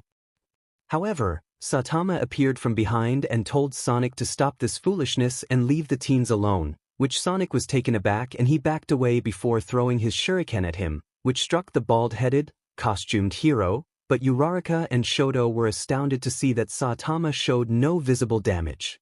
As Uraraka began to apply first aid on Izuku's wounds, Shoto helped her carry Izuku away, and placed him at a distance as they watched Saitama and Sonic battle, and became more and more shocked as they saw Saitama effortlessly evaded Sonic's move, and the two teens wondered who Saitama is, as they never seen someone with that kind of speed, and wondered what quirk he uses, unaware that Saitama does not really possess a quirk. Such speed? I never see anything like that. He may be able to defeat that ninja. Todoroki, what? Do you have any idea what quirk that bald guy uses? I don't know, Uraraka-san. Not far, two UA Academy students are passing by, who turn out to be Katsuki Bakugo and Eijiro Kirishima, and they just left a mall after hanging out, but then they were roused by the sounds of explosives, brought about by the explosive shuriken, and Bakugo grinned as he smelled the scent of battling a villain, as he is itching for action. Kirishima tells Bakugo not to act like a warmonger as they have to make sure that there are no bystanders getting injured, which Bakugo said he doesn't mind it as long as he gets to beat up a villain and get some action. Hold on. Bakugo. What? Let's check first if there are any injured civilians and all? Really? Yep. That'll help us establish ourselves as heroes in training and stuff? Fine. Whatever, as long as I get to beat up the villain. Okay. Bakugo and Kirishima then ran off and head towards the scene of the battle, unaware that some of their 1A classmates are there and that Izuku is badly hurt in the process. However, it already attracted some attention as some bystanders are in the way as they watched the smoke billowing from afar, and Bakugo rudely told the bystanders to get out of the way, but Kirishima told him not to be rude or else public perception towards him will be affected. Bakugo, however, said he doesn't care as long as he gets to beat up a villain regardless of what others think. Hold on, Bakugo. What? Don't be rude to others, or else you'll get a lot of negative publicity. Who cares? I do. Fine.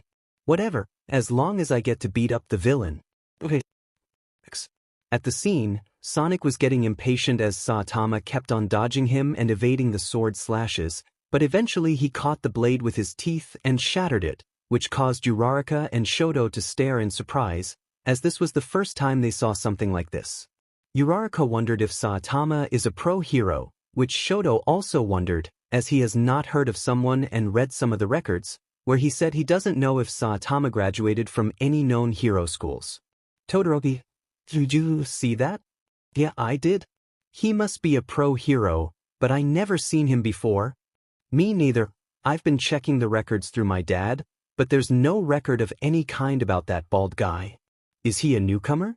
Don't know. I checked most of the schools, there's no record about him. Seriously? Yeah. The scene shows that Sonic decided to create more afterimages in an effort to confuse Saitama and strike him when he is vulnerable, but the Saitama did the same, only this time he created 3 times the afterimage and eventually bested Sonic and defeated him.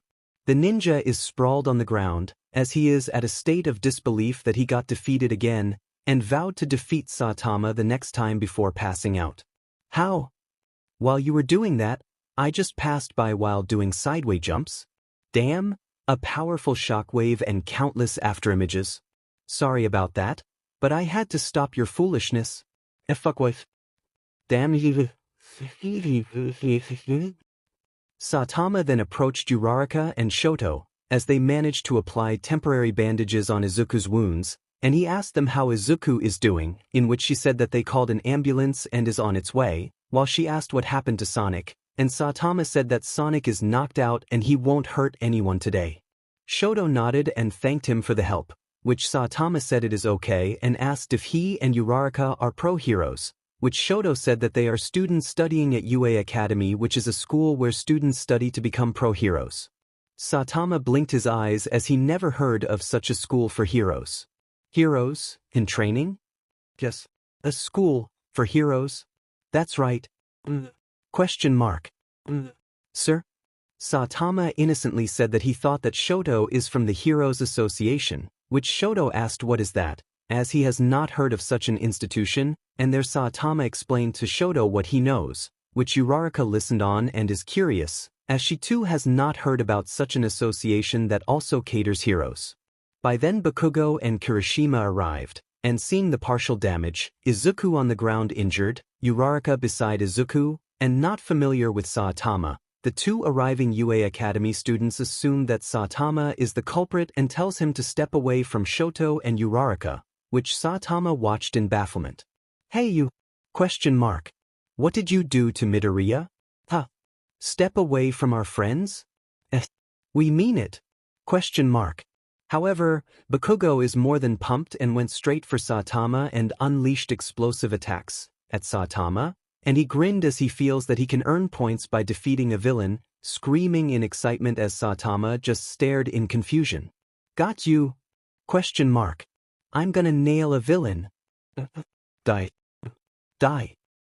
Shoto then shouted at Kirishima and Bakugo to stop, saying that Saitama is not the culprit, which Kirishima asked if Shoto is sure, in which the latter said it is true, as the real culprit is already defeated and that Bakugo is fighting the wrong suspect. Kirishima asked for confirmation, which Uraraka confirms, and tells Kirishima to tell Bakugo to stop his attacks. Are you really sure? Yes. The culprit is the ninja over there. ! You're fighting the wrong guy. Seriously? You got to stop Bakugo-kun. Damn. Please. Kirishima then shouted at Bakugo to stop, but Bakugo was too busy enjoying and beating up the supposed villain, but he failed to notice that Saitama is only staring at him in confusion as Bakugo continued to blast his target away. Die. Die. What's your problem? Die. Are you? Die.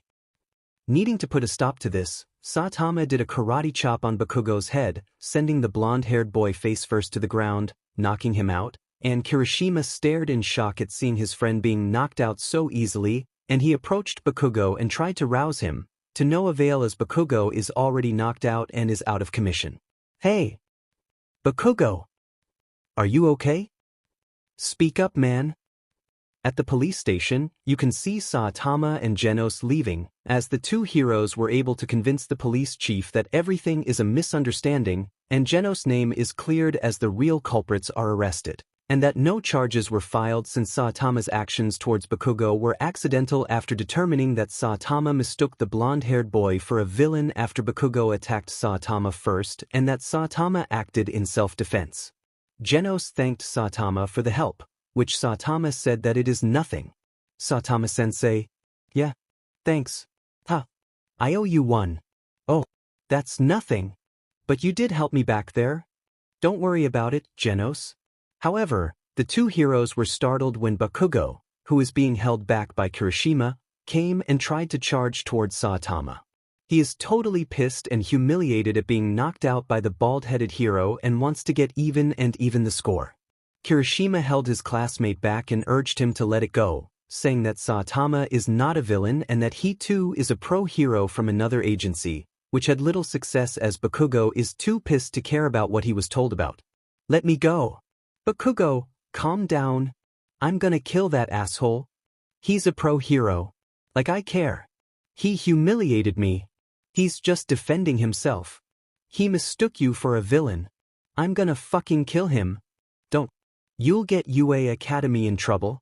Shoto watches on as he is curious after hearing Genos and Saitama's stories, and is rather intrigued when told about the Heroes Association, and there he told Endeavor that he is leaving everything to him and the police as he is heading off to the hospital to check on Izuku, as Uraraka went ahead to accompany Izuku as he is needed to have his wounds treated.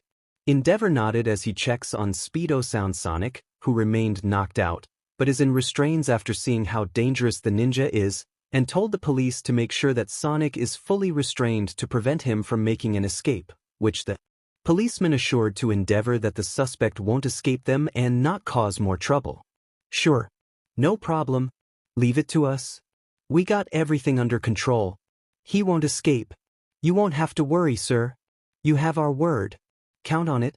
After that, everything went to normal, though Kirishima still has a bit of problem calming Bakugo down as the blonde-haired boy continued to shout at the departing Saitama and Genos, saying that it is not over yet, but Kirishima urged his classmate to knock it off and reminded him that his reckless action would get him into trouble at UA Academy, which Bakugo said he doesn't care as all he wants is to get back at Saitama for humiliating him. Kirishima told Bakugo that both Saitama and Genos are professional heroes and urges him to forget it, saying that Saitama acted in self-defense and that there is no indication that Saitama is a villain, and tells him to let it go, which Bakugo slowly and reluctantly did as told. Leave it, Bakugo. They already apologized for what happened. If they're villains, then you can go all out. Easy now, everything's cleared out. Soon the two boys went home, as Kirishima decided to escort Bakugo to his house to make sure he would go straight home and not sneak off somewhere that would land him into trouble. Meanwhile, at the nearest hospital, Izuku is being treated, and the doctors were quite concerned that his wounds were rather serious due to repeated hits from Sonic's explosive shurikens, and the doctor told Uraraka that Izuku might be confined for a month or so for observation given the gravity of the boy's injuries. This made her feel worried as she felt so helpless in helping Izuku earlier. By then All Might arrived and asked the doctor how Izuku is doing, and he became concerned after being told by the doctor regarding Izuku's current condition. You mean? Yes, the wounds are quite serious. Young Midoriya? For now he'll be under observation. He'll be needing a lot of rest. Excuse me. As the doctor left, Uraraka apologized to All Might, saying she wasn't much help in the battle earlier, and yet All Might assured to her that she is not to be blamed and said that Izuku will pull through regardless of the odds, stating that he trained him personally and that Izuku will weather it all the way. By then Recovery Girl arrived and tells All Might and Uraraka that she will see what she could do, and Uraraka led Recovery Girl to the recovery room, where both girls are surprised to see Izuku's state, and after being told of what happened, Recovery Girl nodded and said that she'll use her quirk to help Izuku out. Okay, leave it to me. I'll help him. Really? Yes. At least he didn't go reckless like last time. Thank you, Recovery Girl. It's fine. And so Recovery Girl uses her quirk and managed to heal majority of Izuku's wounds to the point that he can be discharged, but urges him and Uraraka to be careful, which the two teens nodded and thanked her for the help, which Recovery Girl said it is nothing. As the two teens are left alone, Recovery Girl noted that this is the first time seeing Izuku getting seriously injured by a ninja, and noted that had she not heard about the incident Izuku's condition might have been worse than critical, and All Might apologized, but she said it is okay, as at least the injuries were not self-inflicted like what Izuku did at the sports festival. Oh, it's okay. Really? Yes. At least he didn't go reckless like what he did at the sports festival. Well, still I'm surprised. Midoriya got beaten by a ninja, and he was easily taken down. That's not like him. Perhaps he needs to work on the speed aspect? Well, whatever.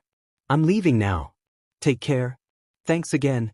As Recovery Girl is leaving the hospital, All Might decides to head back to the recovery room to check on Izuku and see if he is well enough to travel on his own, as he has a feeling that the ones who hired Sonic to assassinate Izuku is still at large. Several days later, the scene shifts at a park where Izuku is alone and is training in the use of martial arts to improve himself after the experience he had with Speedo Sound Sonic, and he had to push himself harder as what happened was not only humiliating, but also a wake-up call to him, as he cannot afford to get beaten like that again. Izuku is reading his notebook where the martial arts techniques are written, and after reading it, he attempted to apply it in real time and did some moves, but felt that his efforts were not enough and he tried harder to apply it. By then Bakugo passed by and is rather irritated that he is seeing such a pathetic display of training, and opted to leave him alone, but is somewhat compelled to go back and reluctantly decided to assist him in improving his fighting techniques so that Izuku can get stronger and then challenge him to a UA-sponsored duel to show who more deserving to become a hero. Izuku was rather moved by Bakugo's willingness, though Bakugo is reluctant to admit it and reasoned that he only wants to make sure that Izuku is at 100% ready so that when the time comes there won't be any handicap. Really, Kachan? You're going to help me? Don't get the wrong idea. I want you at 100% so when the time comes we can settle this at the proper venue. And I'm curious that I heard that you got thrashed easily by a bum who is dressed like a ninja. Well, whatever. Let's get started. Okay. By then a group of delinquent teens showed up, and they possessed some powerful quirks and intentionally provokes Izuku and Bakugo to goad them into a fight, saying that the two teens either fight them or will attack a group of children nearby and will use their quirks to cause chaos and stampede if the two teens do not accept the challenge. While Bakugo is eager to accept, Izuku asked why does the group want to challenge him, saying he did not do anything to them, and one of the delinquents accidentally said they were hired by some political bigshot to take Izuku out, and by taking out Bakugo as well, the group would impress their client enough to give them more financial reward. The other group members berated their member for squealing, saying that this is supposed to be a covert operation. Hey, you idiot! This is supposed to be a secret operation. Yeah, you and your big mouth? You just blown our cover. Now we'll have to do it the hard way. Sorry. To get to their point, one member of the delinquent group uses his quirk to create a grenade and is making a gesture to hurl it towards a group of passing nursery and kindergarten students, and the other delinquent members uses their quirk which produces energy ropes and manage to bind and pin down Bakugo. There the delinquent members told Izuku to either surrender or there will be blood to pay, and as the pinned Bakugo is being threatened by having his throat slit, and the others surrounded the children with grenades, Izuku is in a bind, but then an elderly man, silver-haired and in his 80s, was sitting on a bench, and seeing and hearing the conversation. He decided to intervene and uses a secret martial arts technique that violently sends the delinquent members colliding against several parked cars. The other delinquent members are taken aback at seeing their members being taken down by an elderly man. They confronted him and demanded to know who he is and why is he interfering, as well as asking if he wants to die. The man, identified as Silver Fong, a pro hero from the Heroes Association, sighed and asked the group why are they causing too much trouble, only to be rebuked, and they tell him he will die for that, and prepared to use their quirks to attack him, causing Izuku to be alarmed and is ready to defend the elderly man. But to his surprise, Silver Fong uses his martial arts moves using speed and grace to knock out the delinquents and sending them crashing against the trees, knocking them out. Their Silver Fong freed Bakugo and asked Izuku if he is okay, which the boy thanked him for his help, and their Silver Fong asked if Izuku and Bakugo are interested in becoming his pupils, saying that he can teach them some of his secret moves that would help them become effective fighters against bad elements. You're going to teach us, you say? Really, mister? Yes. If it's okay with you. If it would work with my explosion quirk? A real martial arts, it might work along with my full cowl shoot style. Don't worry, the lessons I will give would be easy to learn, and you won't have to worry about the payment. It will be free. Not a bad offer. Maybe a weekend training might be okay? Bakugo stared intently at Silver Fong, seeing what the elderly man did, and felt that he might learn a thing or two that would work with his quirk, as well as not wanting to be left behind, and reluctantly asked Silver Fong to teach him as well. Silver Fong smiled and said that he is willing to train them and that the session will be on weekends, and said the lessons will be free and it will be a grueling one, yet the two boys said that they are willing to learn under him. I'm in. Me too. I want to learn from you. If it can enhance my kick attacks, then I would graciously accept your offer. Please teach me. Please teach me. We're willing to be your pupils. Me too. The scene shifts at the Todoroki residence where Shoto is inside his room, glancing at the folder with paper files which he requested from some police contacts, where it contains classified information about the so-called Heroes Association, as he is curious about that organization after hearing it from Saitama and Genos. It was like UA Academy in that regard, where aspiring heroes can become pro-heroes legitimately and can earn income at the same time. What made him curious is that he never heard of it and why it was barely mentioned in the news, among other things. Shoto began reading the files and slowly learned about how Heroes Association was formed, and there he brought out a USB flash disk and inserts it on his laptop, where he saw the venue of the said organization. Then he saw the list of heroes working for that organization and how they are rated according to ranking, which made Shoto more curious, wondering what significance the ranking have and what does that have to do with the pro heroes. By then Endeavor passes by and saw what his son is doing, and after seeing the files on the laptop he became curious and asked Shoto if he is intending to go there. Shoto thought about it and tells his dad that he is just pondering about it as he is only curious about that organization as he makes comparison to UA Academy. Shoto, Dad, what are you planning? Huh? Are you intending to go there? I'm just checking it out. Really? Yes. Endeavor saw the list of pro-heroes under the Heroes Association and saw Saitama and Genos, which slowly made him curious as well, and asked Shoto why is he interested about Heroes Association when there is already UA Academy, as well as other schools for aspiring heroes. He reasoned that Shoto shouldn't be dwelling too much on that. Shoto reasoned that he has never heard of Heroes Association before until Saitama mentioned it, and said that the so-called association was barely mentioned to the media, and this led to the misunderstanding and skirmish between the UA students, Endeavor and Genos.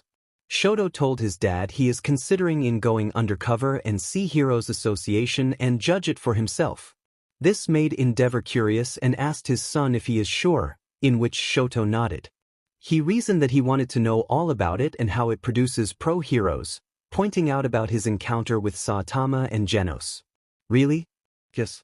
I want to see for it and how this organization works. Surely that. I have to see it. I want to judge it with my own eyes. What does that place make it special and how it sets apart from other well-known hero schools? Shoto? It was never mentioned on the news, but barely on the newspapers and a few select police force. I never heard of it until recently. If not for Saitama and Genos mentioning it, I would remain unaware of that organization. Surely you are unaware of it as well. You do have a point. I will go undercover and see for it myself what it is like working there and to see if they are legitimate or not.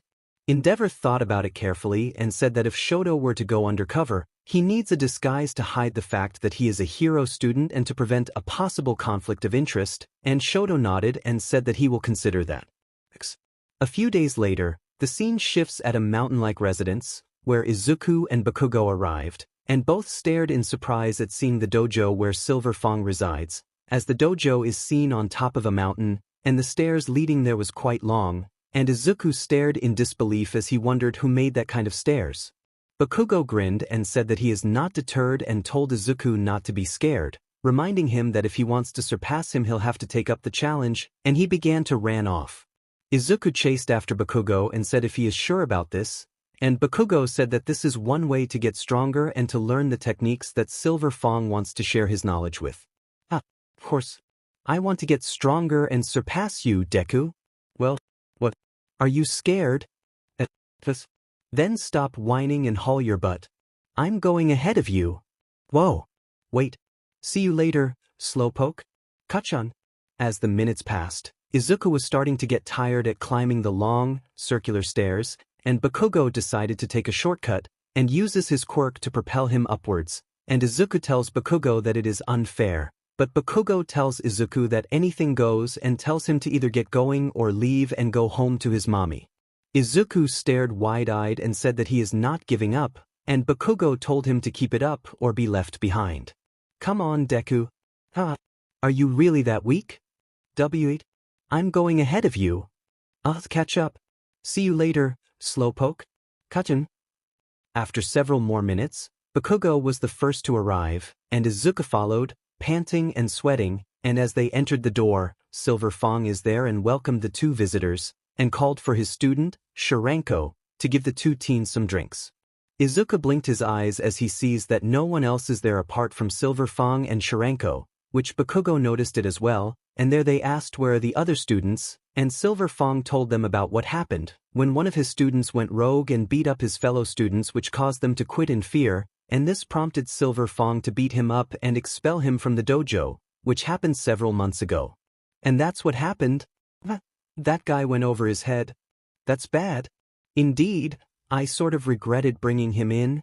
Well, that's not my problem. Well, whatever. That's in the past, so no need to dwell on.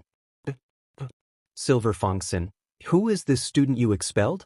Silver Fang sighed and told Izuku that the expelled student is identified as Garo, and Silver Fang advised the two boys to be on the lookout for Garo, as he is very dangerous and regretted taking him in as his pupil. Bakugo smirked and said that it won't be a problem as he can beat this guy without breaking a sweat, But Silver Fong told him not to take Garo lightly as he is very cunning and his martial arts are comparable to his.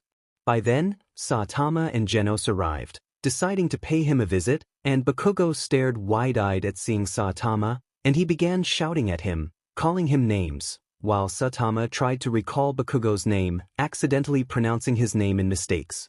This pissed Bakugo off and attempts to lunge at him, but is restrained by Izuku, while Saitama hilariously tried to say out Bakugo's name, in comedic results. "You're that boy from before. Let's you are Boomerang? What? Are you really that forgetful? Banana? You bastard. I'm not a fruit. Bubblegum? Are you provoking me? I remember now. Barnacle? I'll fucking kill you." Genos stared at the scene as he recalled the moment where Saitama and Bakugo got into a brief skirmish, and he greeted Silver Fong and asked if he and Saitama came at a bad timing, but the elderly pro-hero assured that their arrival is fine and dandy and told him not to mind Bakugo and he will calm him down. Izuku held onto a pissed-off Bakugo and urged him to calm down, but Bakugo wouldn't have any of it and challenged Saitama to a duel, as he wanted payback, but Saitama kept on trying to recall Bakugo's name and ended up calling him in wrong pronunciations. Black Eye? What? Bumblebee? Are you pissing me off on purpose? Bart Simpson? You want to die so badly? Bug spray? I'll kill you. Meanwhile, Shoto Todoroki arrived at the gate area of the building where Heroes Association is, and he is wearing a disguise to cover his appearance as he intends to see the organization and judge it by himself, and see what significance it holds in society. Using some of his father's contacts, Shoto came to learn about how pro-heroes are hired, paid, and how to gain membership. Shoto was intrigued that unlike in UA Academy where you have to study at hero school and through there that she passes a series of exams in order to gain a provisional hero license, a person with powers can become a legitimate pro-hero by passing a physical and written exam in just one day, and passing both exams depends on the score. As the disguised Shoto is about to enter, some applicants began mocking the newcomer due to his height, deducing that he is a teenager and began mocking him for being underage and told him to do porn movies as AV idols are becoming a trend for boys and girls his age. Hey kid, you ought to back out. No kids allowed. You should be a porn star instead. Yeah, that's the trend these days. Yeah, AV idols are preferable to teenagers like you. Maybe your dick would be this small. Yeah, or maybe you're not circumcised. Haha. Shoto ignored them, but the two bullying applicants persisted to insult him and they went as far as saying that his mother would be proud if Shoto were to become an online porn sensation and urged him to do a sex act in front of her. And this caused Shoto to mentally get agitated for insulting his mother. But Shoto tried to hold on and not let their mocking get to him, but then they made a fatal mistake by saying that Shoto should have sex with his mother and post it online, saying that it would make a good fetish for the porn sites all over Japan. Hey kid, you ought to make a video about and your mom doing porn acts. Yeah, it'll be a hit. You should be a porn star instead, with your mom's blessing. Yeah, that's the trend these days. Yeah, AV idols are preferable to teenagers like you. And your mom would be the perfect porn partner. Maybe your dick would be this small. Wonder if it would enter her you know what? Yeah, or maybe you're not circumcised. Haha. Shoto glared at the two applicants and uses his ice quirk to froze their throats, and the two applicants panicked as they are having difficulty in breathing and are freezing by their necks, and they ran around before leaving the area, screaming for help. The other applicants saw this and are amazed and intimidated by what Shoto saw, and they whispered among themselves, saying that those two applicants shouldn't have done that, but others said those two men got what they deserved for insulting one's parent. Whoa, did you see that? That kid's got power. Those two idiots, they shouldn't have done that. Serves them right. They shouldn't have insulted his mother like that. You think he would pass? It's a 50-50 thing.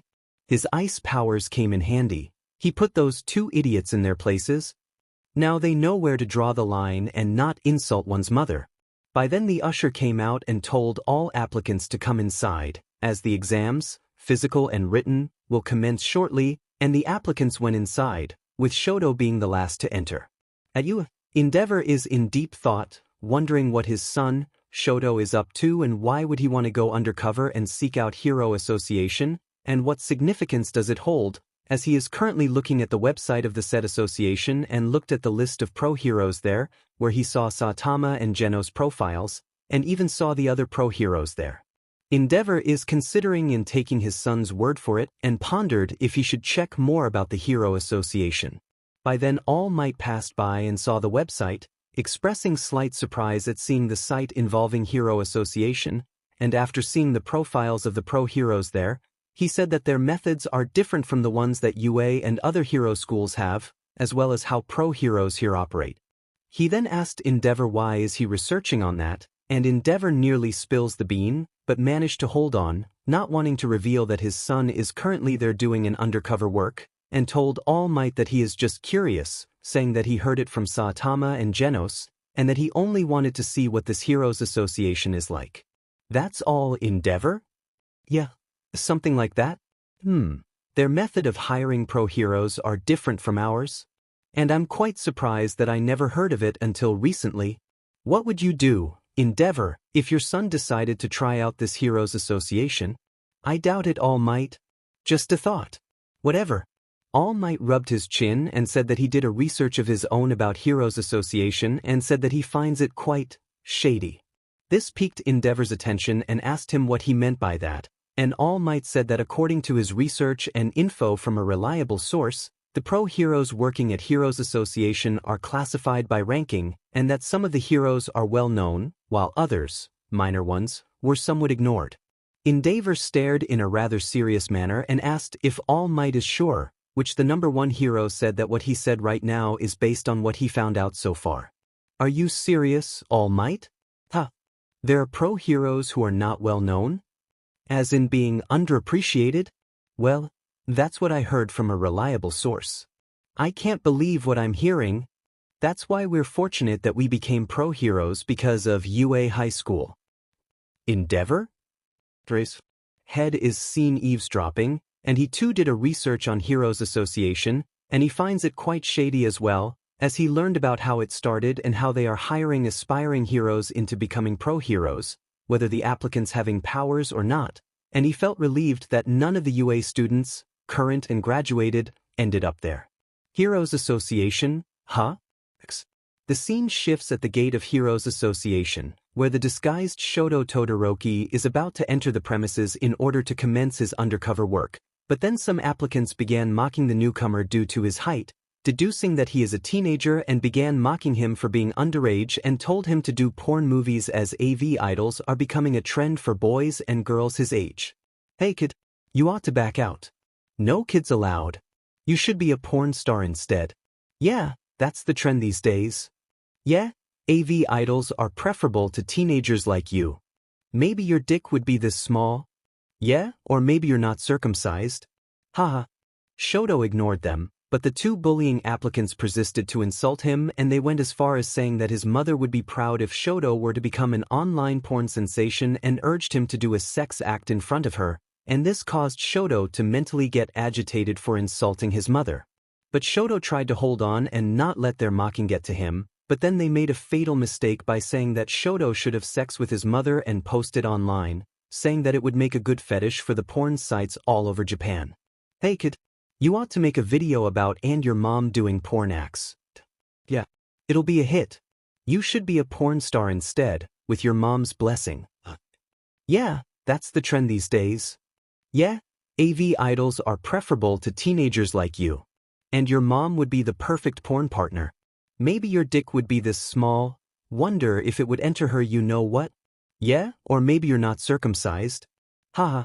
Shoto glared at the two applicants and uses his ice quirk to froze their throats, and the two applicants panicked as they are having difficulty in breathing and are freezing by their necks, and they ran around before leaving the area, screaming for help. The other applicants saw this and are amazed and intimidated by what Shoto saw, and they whispered among themselves, saying that those two applicants shouldn't have done that, but others said those two men got what they deserved for insulting one's parent. Whoa, did you see that? That kid's got power. Those two idiots, they shouldn't have done that. Serves them right. They shouldn't have insulted his mother like that. You think he would pass? It's a 50-50 thing. His ice powers came in handy. He put those two idiots in their places, Now they know where to draw the line and not insult one's mother. By then the usher came out and told all applicants to come inside, as the exams, physical and written, will commence shortly, and the applicants went inside, with Shoto being the last to enter. As Shoto entered, he saw many applicants who are eager to show off their powers, and he can hear them bragging that they can make it to A-class status, while others mocked the other applicants, saying that they would end up in C-class, the weakest of the bunch, which the others resented and proclaimed that they will become A or S-class in no time. What was that? Are you looking down on us? We'll show you. Yeah. We'll end up in S-class. Just you wait. We're not weak. We won't end up in C-class. You're gonna regret those words. Bring it on, you weaklings. Shoto's curiosity is piqued, and he asked one of the applicants about this ranking and class, and there he is told about what he knows so far, saying that those who passed the physical and written exams but scored a passing score end up in C-class, where the pro hero has 1 week to do hero activities within a week, and if no results is presented within the week, she will be expelled from the Hero Association and lose her income. Shoto raised an eyebrow, as he finds this rule somewhat unfair, and there he is also told that those who are sorted from B-class, the pro hero won't have to worry about anything but then is told about A-class or S-class, which the pro hero in that category gets a lot of perks, and tells the disguised Shoto that he would be lucky if he gets to those high-tier category if he scored higher on the 2 exams. Really? Yeah. So C-class is the weaker bunch, but if you manage to work hard, you could climb the rankings and get into B-class or higher, you'll get higher salary and perks? Hope you're prepared, kid. Most of the applicants here are already 20 and above, but there's a youngster here who's 19 and is currently in S-class. The rest aren't so lucky. Those who end up at C-class struggle to do hero work every week, while B-class and above have it easy. Well, that's all I know. So prepare yourself. Shoto clenched his fists, as he finds the info he gains somewhat discriminating, and yet he is driven to see how the Heroes Association work, and he watches the applicants show off their powers via physical exams, and noted that some are exception and others average at best, which are somewhat similar to the ones he got from UA Academy, and he wondered if he should tell his dad or his classmates about what he discovered so far. Soon it was his turn and he began to show off his powers, mostly his cryokinesis, as he has a feeling that he might be recognized if he shows off his fire side and opted to play safe for now. Observers saw this and noted that the disguised Shoto may have potential and they are betting with one another on whether he ends up on either A-class or S-class. Look at that. His powers looked cool enough. Ice powers. Think he should go to A-class? Maybe S-class? I say B-class. Ice powers are generic in today's standards. Let my mask decide which ranking that kid gets, right? At the dojo on top of a mountain, the scene shows that Silver Fang is showing off his martial arts technique, and both Izuku and Bakugo stared in curiosity, seeing how the martial arts move is shown and how it is executed, and their Silver Fang invited the 2 younger teens to try them out, saying that they are probably fast learners and can master the technique in no time. Fist of flowing water, crushed rock. It goes something like that. Want to try? You 2 boys look like quick learners. Looks good. It might help in having an alternative move besides full cowling. Looks lame to me. Give it a try, boys. I bet you'll get the hang of it in no time. Sure. I'll give it a try. What about you, Kachan? I'll think about it. Saitama and Genos saw it as well, and Silver Fang asked the 2 grown-ups if they too want to give it a try, and Saitama declined as he finds it unimpressed, and asked Genos if he wants to try it, and the cyborg said he too will pass, reasoning that he seeks the art of offensive power and not self-defense type of technique. Bakugo is peeved at hearing this and tells Silver Fang to teach him the technique so he can teach Saitama a lesson for being such a braggart, but Silver Fang told Bakugo that Saitama is many times stronger than him, surprising Izuku, and asked the elderly pro-hero if he is serious about what he said just now. Yes. Saitama-kun is many times stronger than me. No way. Many times stronger? How stronger is that baldy freak? Well, you could say as strong as Son Goku, let's say, Super Saiyan type of strong. Are you serious, old man? Yes. I saw it myself. He even took out a meteor several months ago. No way, that's impossible. Bakugo himself could not believe what he just heard and said that if he learns the technique, he can beat Saitama, though Silver Fang tells Bakugo that it will not be easy in defeating Saitama, and urged the blonde-haired boy to concentrate in learning the technique to save people and defeat villains, which Bakugo silently whined, as Silver Fang's lecturing is somewhat similar to Best Jeanist. Izuku then said that he is willing to learn the technique as he wants to save people and become the best hero, which the elderly pro-hero is somewhat impressed at the boy's heroic enthusiasm. You sure have a spirited outlook, boy. Well, I suppose you could be the ideal pupil I've been looking for in such a long time. I'm not really. You don't have to be overly humble. I'll teach you the most effective techniques so you can be an effective hero. Okay. You and Bakugo-kun will have a weekend sessions with me in this dojo. I will teach you everything I know. Be patient and you will get what you need to learn. Understand? Yes, sir. At Heroes Association, the disguised Shoto has just finished the physical exams, and so far he has impressed the observers and now he is undergoing the written exams, which he answered them diligently and finished it soon. While awaiting the results, the higher executives are debating on what to do, as they felt that Shoto does have potential and their opinions are divided, as some felt that having a teenager becoming a pro-hero would make the Heroes Association look like a joke, feeling that his ice powers is too generic, yet others said that it is strong enough to warrant him to be based in A-class. One even said that he might be on par with S-class given that Genos is on that class even though he is 19 years old. What? Are you saying he should be put in S-class? Baloney. His ice powers are too common nowadays. I say he should be on B-class. Perhaps A-class would be a wise idea. After all, that boy's ice powers can freeze any villain with ease. Let MI Mask have the final say. He knows what's best. Yes, MI Mask. He's part of the selection committee. I wouldn't put too much hope. I'm sure MI Mask would put him on the bottom of B-class. Indeed. A few days later, the scene shifts at the Todoroki residence, where Shoto Todoroki is inside his room and is in deep thought as he is forced to recall the events that took place at the HQ of Heroes Association where he took the exams, physical and written, which he used as a disguise to hide his true identity and only used the right side of his quirk, ice powers, and showed it to the exam judges and he could hear the judges whispering and that they are divided on which ranking Todoroki should be. Please. Todoroki recalled what he learned from a fellow applicant about the 4 classes within the Heroes Association where those deemed the strongest are placed in S-class and the weakest are placed on the C-class, where they have only 1 week to do hero duties to make the quota, otherwise they will be removed from the hero registry. Todoroki also recalled encountering a pro-hero who is among the committee members who determine which applicant should be placed, and there he recalled his encounter with that pro-hero, MI Mask. Flashback.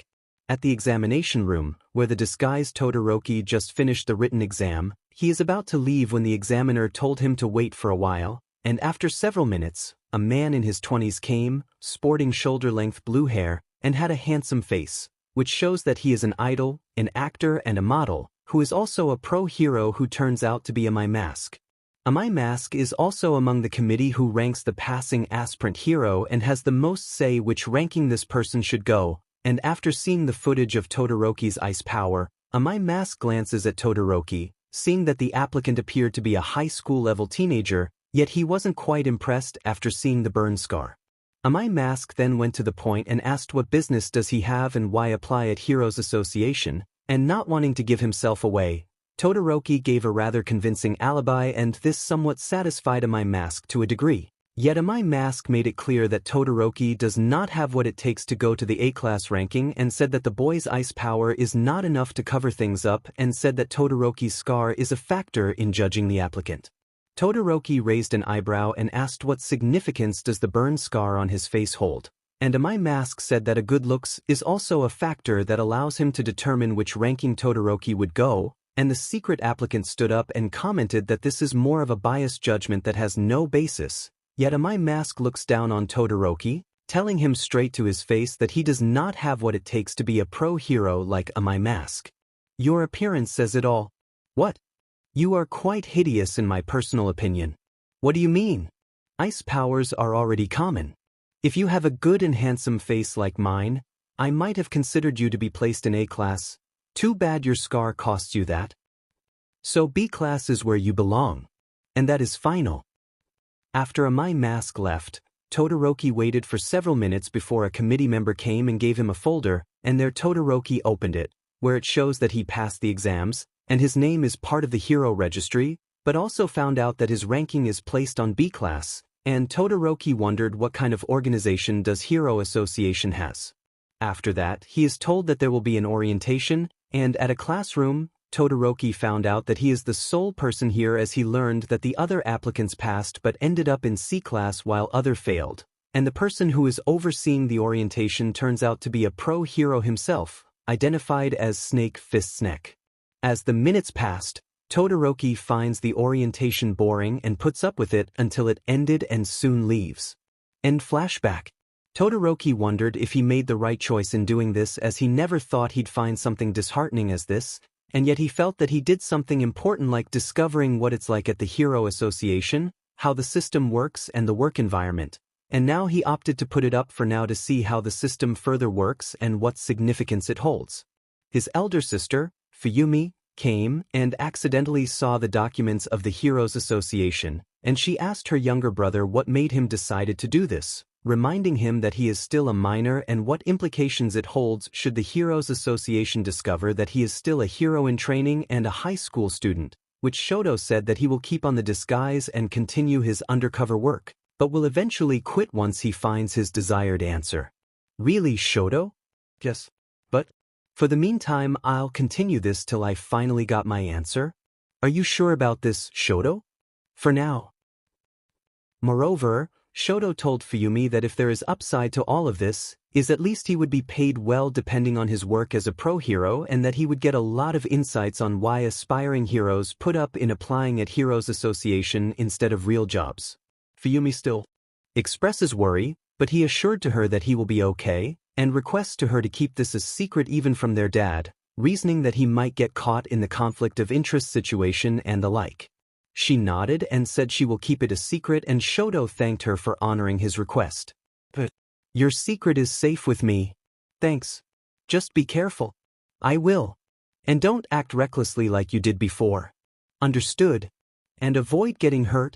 The scene shifts to Yokohama, where a bazaar is taking place, which classmates Denki Kaminari and Minor Mineta are taking a stroll, and while window shopping they are hoping to see gorgeous and sexy girls. Though Kaminari reminded Mineta to keep his urges under wraps as they might get into trouble, though Mineta said it'll be okay. Hey, Mineta. Remember? Behave yourself. Yeah. I'm sure we'll get to see some hotties. I hope so. It's been a boring week. Ease up. Well, whatever. The two classmates then came across a stall where it sells some expensive clothing that are branded and known internationally, such as long dresses, boots, and fur coats. The two classmates whistled as they felt that only rich people would afford those kind of clothes and wondered who would want to buy them at this time.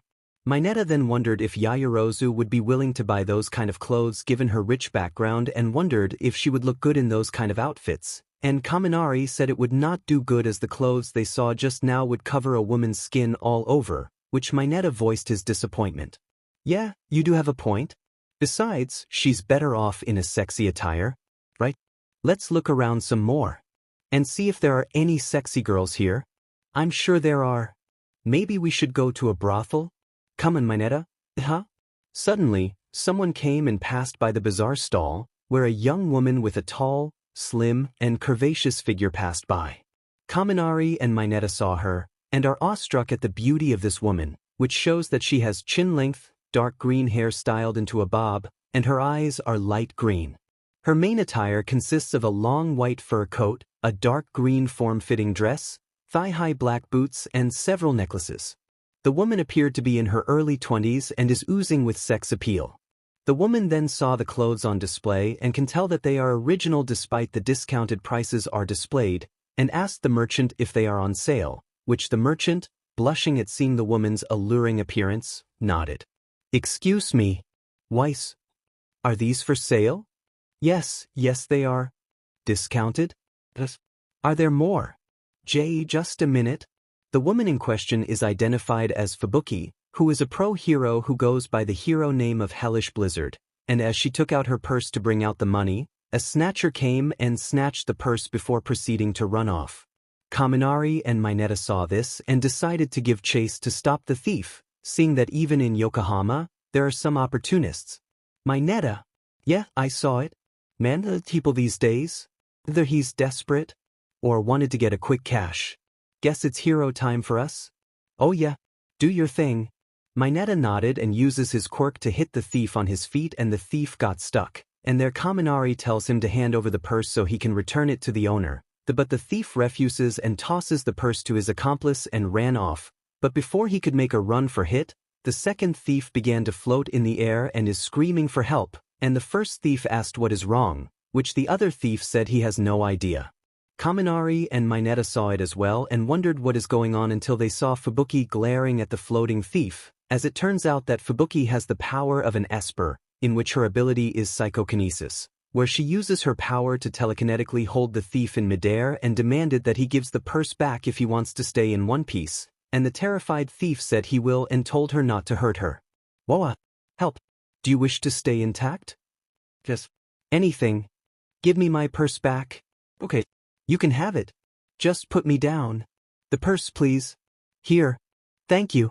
The thief threw the purse back at Fubuki, and she uses her power to lower him, and then she uses her psychokinesis to pull a steel bar and ties up the thief, and there she proceeded to go to the bazaar stall to pick the clothes that she fancies. The other passerby stared in awe as they never seen a woman like that before, and wondered if she is a pro-hero and which hero school she graduated.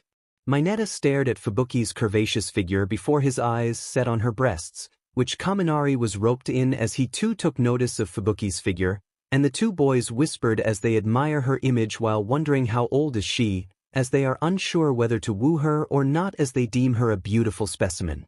Kaminari, she's gorgeous? You got me there. I wonder how old is she? She's probably a college-level chick, or so I think. Dang, I was thinking of asking her number. Dream on, Mineta. Admiring her is the closest thing we can do. What would she look like if she were in a bikini? That'd be a surefire dream. Suddenly, two men in business suit attire showed up and confronted the two boys, where they told them that they overheard the conversation and accuses them of having perverted intentions toward Fubuki, and the two boys trembled as they were busted upon being discovered. The two men questioned the two boys and demanded to know if they plan on doing anything perverted to Fubuki, which Kaminari and Mineta told the two men that they were only admiring her beauty and charm, and assured to them that they have no intentions of mentally ogling her, but the two men said that they do not take the words for it after they showed a recording where Mineta is seen staring lewdly at Fubuki's breasts and butt, and said this is enough evidence that the two boys are planning to molest Fubuki. The two men turns out to be Fubuki's subordinates, identified under the hero names of Eyelashes and Wild Monkey, and they are ready to pounce on the two Class 1A students when Fubuki came and asked her subordinates on what is going on, and there the two men told her what they just found out, showing the footage they recorded. Fubuki stared at Mineta, as she can tell that he has a perverted aura, but Kaminari apologized on Mineta's behalf, telling her that his classmate is only admiring her because of her beauty, and assured to her that he and Mineta meant no harm to her. However, Wild Monkey and Eyelashes are not taking Kaminari's word for it and insisted that they ought to be taught some manners for having dirty-minded intentions towards a pro-hero like Fubuki. You think you can get away with that? You brats are more sex-brazenly than your appearance suggests. No, it's all a misunderstanding, right, Mineta? You ought to be taught a lesson. And you brats better be prepared. W8. Kaminari tried to be civil and reassured to the men that he and Mineta are not really perverted, and Fubuki glanced at the two boys, and decided let them off the hook for now, seeing that nothing really happened, and tells her subordinates to forget what just happened, which Wild Monkey and Eyelashes asked if she is sure, as they are unwilling to let the two boys get away. Fubuki nodded and said that no harm was done, and said that the two boys do not appear to be that harmful, and said that what matters is that the thieves are taken care of and that she got what she came for, and tells them that they are heading back to HQ right away. That's all for now. Let the two boys go. Are you sure, boss? These kids might? It's fine. If you say so, boss. Very well, boss. Good. Let us go. Okay. However, Kaminari saw a stray pervert came behind Fubuki, lifted the back portion of her long skirt, and took a picture of her panties before running off. And there Kaminari uses his quirk to jolt the fleeing pervert to make him stop, and wrecked his smartphone in the process.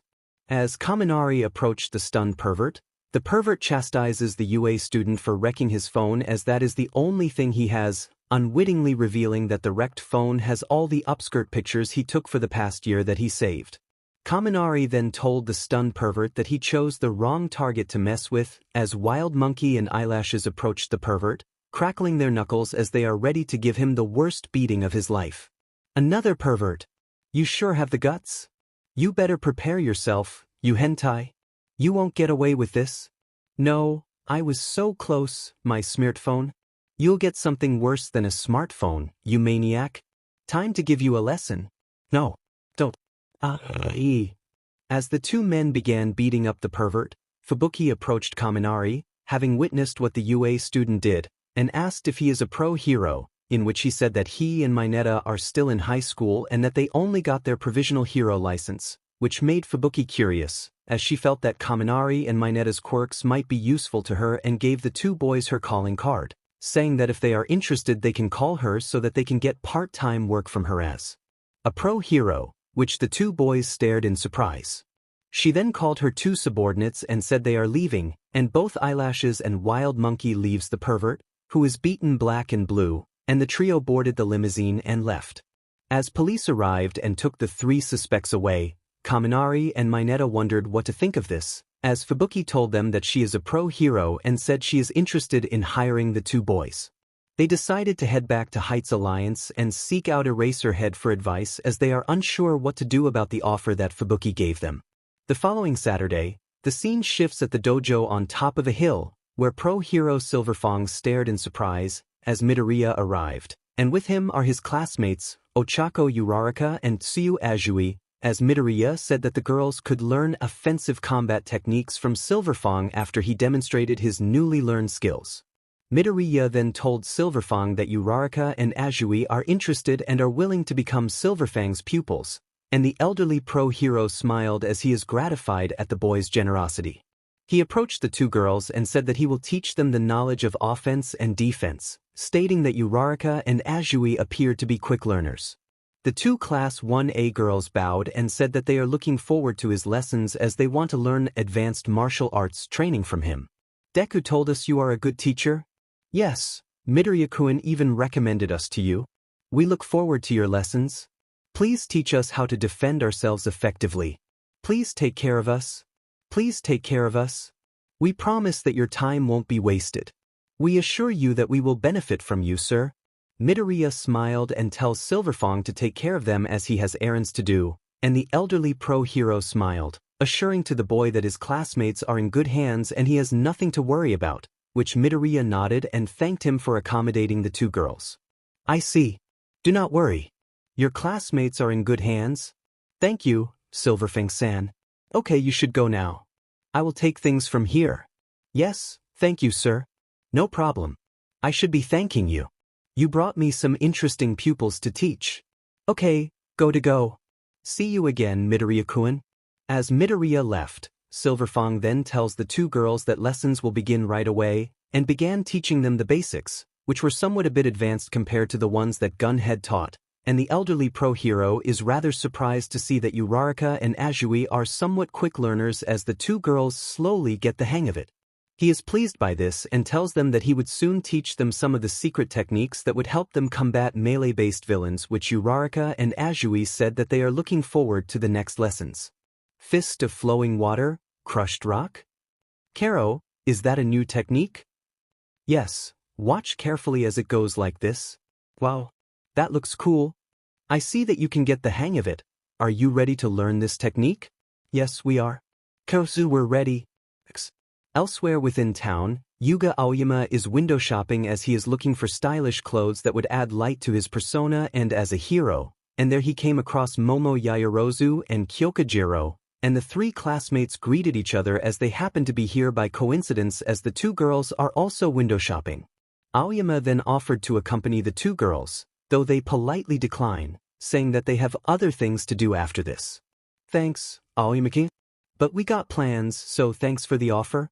Are you sure? You don't want an escort? We'll be fine. Yet, girl stuff here, so... Very well. Just be careful. Thanks. Thanks. Suddenly, a villain appeared and he possesses a quirk that is somewhat a power type, and he just plowed 2 security guards who are attempting to stop the villain from running off with a jewel. Aoyama smirked and began to use his quirk, firing his naval laser to stun the villain, which worked at first, but soon he powered himself up to the point of being able to resist the naval lasers. Yaoyorozu then uses her quirk to create a huge cannon and attempts to shoot him down, and the villain tells the 3 UA high students that their attempts will be futile, and is ready to mug them when someone appeared and delivered a powerful clothesline, causing the villain to spin around before hitting the ground. Aoyama, Yaoyorozu, and Jiro blinked their eyes as they saw who the entrant is. He is tall, muscular, having a semi-shaved traces of remaining facial hair, curly hair, wearing a black and white, striped prisoner uniform. The 3 UA students assumed that the person is an escaped villain, but then the person told them that he is a pro-hero, introducing himself as Pori Pori Prisoner. He then spoke in a rather effeminate manner and said that they're nothing to be afraid as he just defeated the villain. Aoyama twitched his eye as he can tell that Pori Pori Prisoner is a homosexual, and backed away as he feels uncomfortable being near him. Yaoyorozu was also feeling a bit uneasy, yet she politely asked if Pori Pori is really a pro-hero, which he winked his left eye and said that he is, and Yaoyorozu realized that the prisoner uniform-wearing pro-hero is indeed a homosexual. Are you really a pro-hero, sir? Yes, little missy. I am. But why that kind of uniform? You might not believe it, but I'm a prisoner, but at the same time, a pro-hero. Really? Yes. I see. Ah. By then Midoriya happened to pass by after taking a taxi upon leaving Silverfang's dojo, and saw the commotion where another thug came and attempted to mug Midoriya, but the boy activated the full cowling and managed to take down the thug, but another appeared from behind and held him in a full Nelson hold, where he demanded to Midoriya to give him his money or else he would get hurt. Midoriya honestly tells the mugger that he has no money other than a week's allowance, but the mugger insisted that he hand it over or else he would stab him. I told you, I only have 5,000 yen in my wallet. I don't care. Hand it over. But, hand it over or I'll kill you. Let go or else. Want me to stab you? Why you? So you want to die that badly, brat? Midoriya then attempted to do another full cowling in order to take down the mugger, but then Pori Pori Prisoner shows up and smacked the mugger on the head, knocking him out, and asked Midoriya if he is okay. As Midoriya said he is and thanked him, he is taken aback at the pro-hero's attire and appearance, and started to notice the pro-hero's effeminate mannerism. Bakugo passed by and saw another mugger attempting to mug Midoriya, and he uses his explosion quirk to knock the mugger out and berated Midoriya for being too lax, and Pori Pori Prisoner is impressed at Bakugo's abilities and complimented the blonde-haired boy. However, Bakugo shivered in nervousness at seeing Pori Pori's manners, and became wary towards him, until Pori Pori grabbed Bakugo and hugged him in a doting, effeminate manner, causing the blonde-haired boy to scream out in fear. You are so handsome and cute, and quite strong. Hey. I like cute and strong boys. Let go of me. Makes me feel like spreading the power of love. Let go of me, you maniac. So cute. I said let go. Ijiro Kirishima and Hantasiro passed by and saw what is going on, and the 2 boys burst out in loud laughter, telling Bakugo that he has found an admirer, and this caused Bakugo to scream out and urged them to help him get away from Pori Pori's hold, but the 2 boys told Bakugo to savor the moment, causing an awkward scene in front of the public. Better savor the moment, Bakugo? You got yourself a fanboy? Will you 2 stop laughing and help me here? Just ride along, Bakugo. You make a good Cupid doll to hug with? I'll kill you too when I get out of here. Hey, keep on hugging him. He needs all the love he can get. I'll fucking kill you 2 idiots. Midoriya and Yaoyorozu sweat dropped at the scene, as this is the first time seeing Bakugo screaming out in fear, and slowly deduced that Bakugo is somewhat having a phobia towards effeminate persons, and they debated on whether to help him out or not. Is this the first time seeing him like that, Midoriya-kun? Why, So you never saw him like that before? Yeah, pretty much. Should we help? We should, or else Kachan would lose his bearings. You do it then. Fearing that Bakugo might suffer from breakdown, Midoriya approached Pori Pori and politely asked him to release Bakugo, saying that he is already getting uncomfortable at the situation he is in, and Pori Pori obliges as he releases Bakugo, which the blonde-haired boy is shaking from apparent trauma, and their Yaoyorozu berated Kirishima and Siro for making fun of their traumatized classmate, which the two boys apologize for their laughter. Sorry. We couldn't help it. It was too hilarious. It was the first time seeing Bakugo like that, and it really tickled our bones. We'll help him up. Yeah.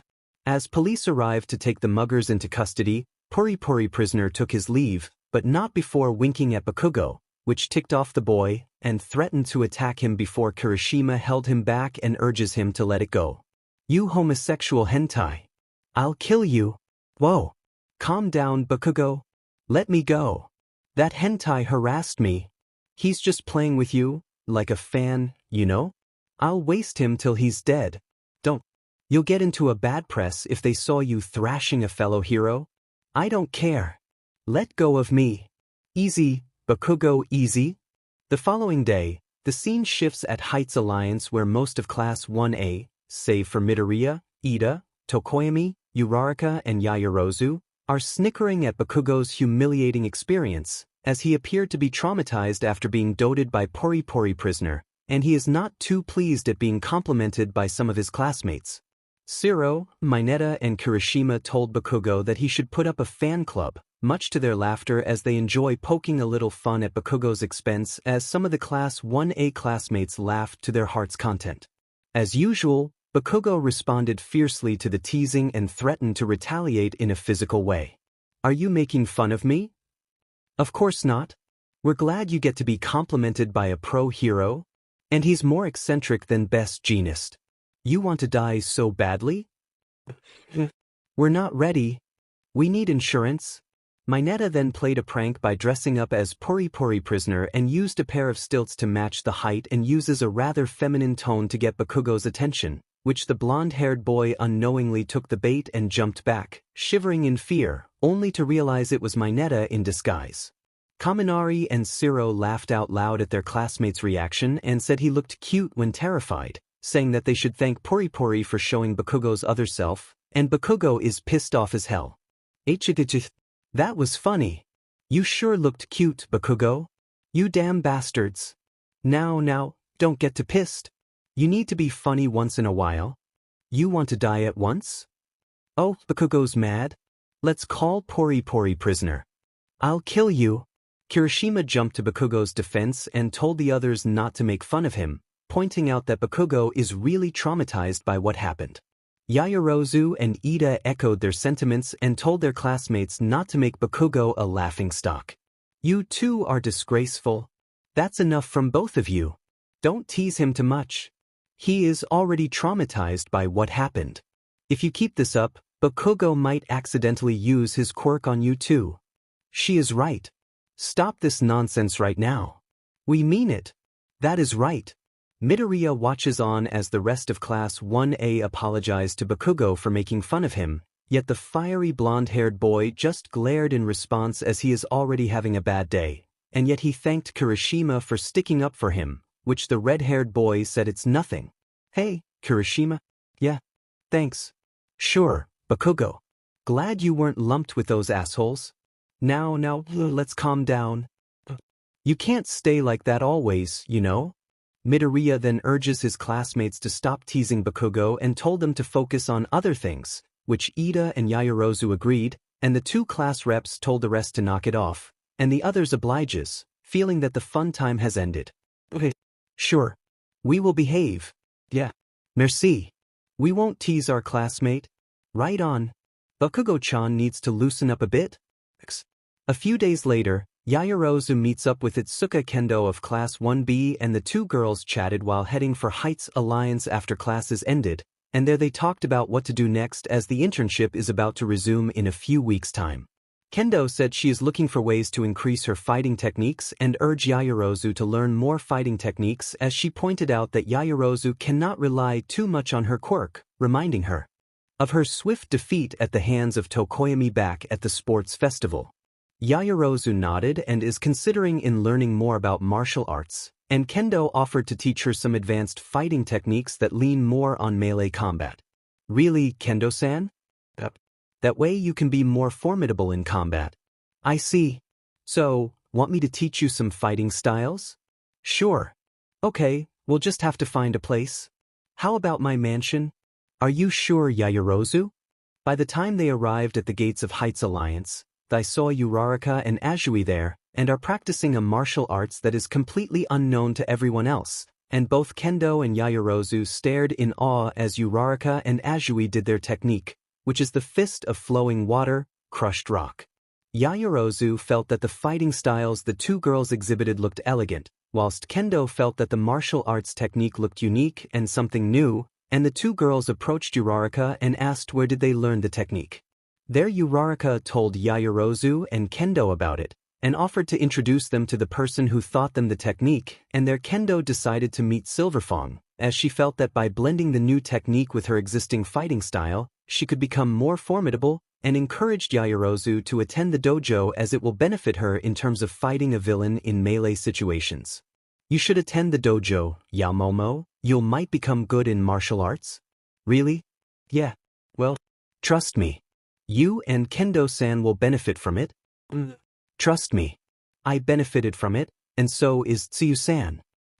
Yaoyorozu was apparently swayed, and Kendo is curious about this new martial arts teacher and tells Yaoyorozu that they should meet him and see if his martial arts can help improve their fighting techniques, and Uraraka agrees and said that she will introduce them to Silverfong this Saturday, and both Yaoyorozu and Kendo thanked her for the invitation, which she said it is nothing.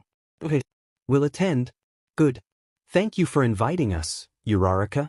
You sure are kind to let us learn something new. Sure. No problem. Okay then. Saturday, huh? Up. See you at the dorm gates? Saturday. The scene shifts at a mountain-like hill where Yaoyorozu and Kendo stared in surprise at seeing the dojo way atop the hills, and Uraraka said that this is where she found it, and credited Midoriya for introducing her to Silverfong, and assured to her that it will be beneficial to the two girls. Yaoyorozu and Kendo stared at each other and sighed, deciding to proceed as they already gotten this far and to see if Silverfong can really teach them more effective martial arts training, and thus the three girls walked the steep hillside until reaching the dojo, and there Yaoyorozu and Kendo stared in surprise, seeing that Silverfong is really an elderly man in his 70s, yet he seemed physically fit to do work. On top of that, they also discovered that Silverfong is also a pro hero despite his age. Yaoyorozu-san, did you? A grandfather-looking guy, but is he really a pro hero? I think he is. Even Gran Torino might be in the same category of senior citizens, but he seemed to be physically fit. I wonder if he can really teach us.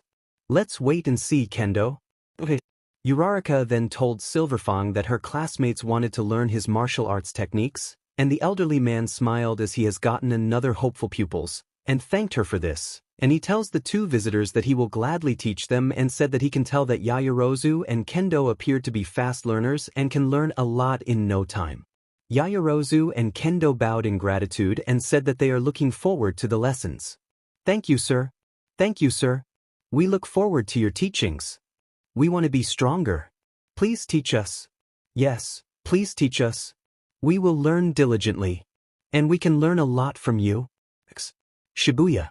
The scene shows that the city is business as usual and that the people here are busybody, doing things like walking, driving and selling items, and it was a lively area where business is thriving, and as of now everything appeared peaceful as there are no signs of any criminal activity. Food, fashion clothes, gadgets, all are there, and you can see that many merchants are enticing passerby to try out their products while offering them in discounted prices in hopes of earning money. Please buy our products. Best bargain. Affordable prices. You will benefit from it. Come and buy them. Free testing. We promise you'll get your money's worth. Come over and see them.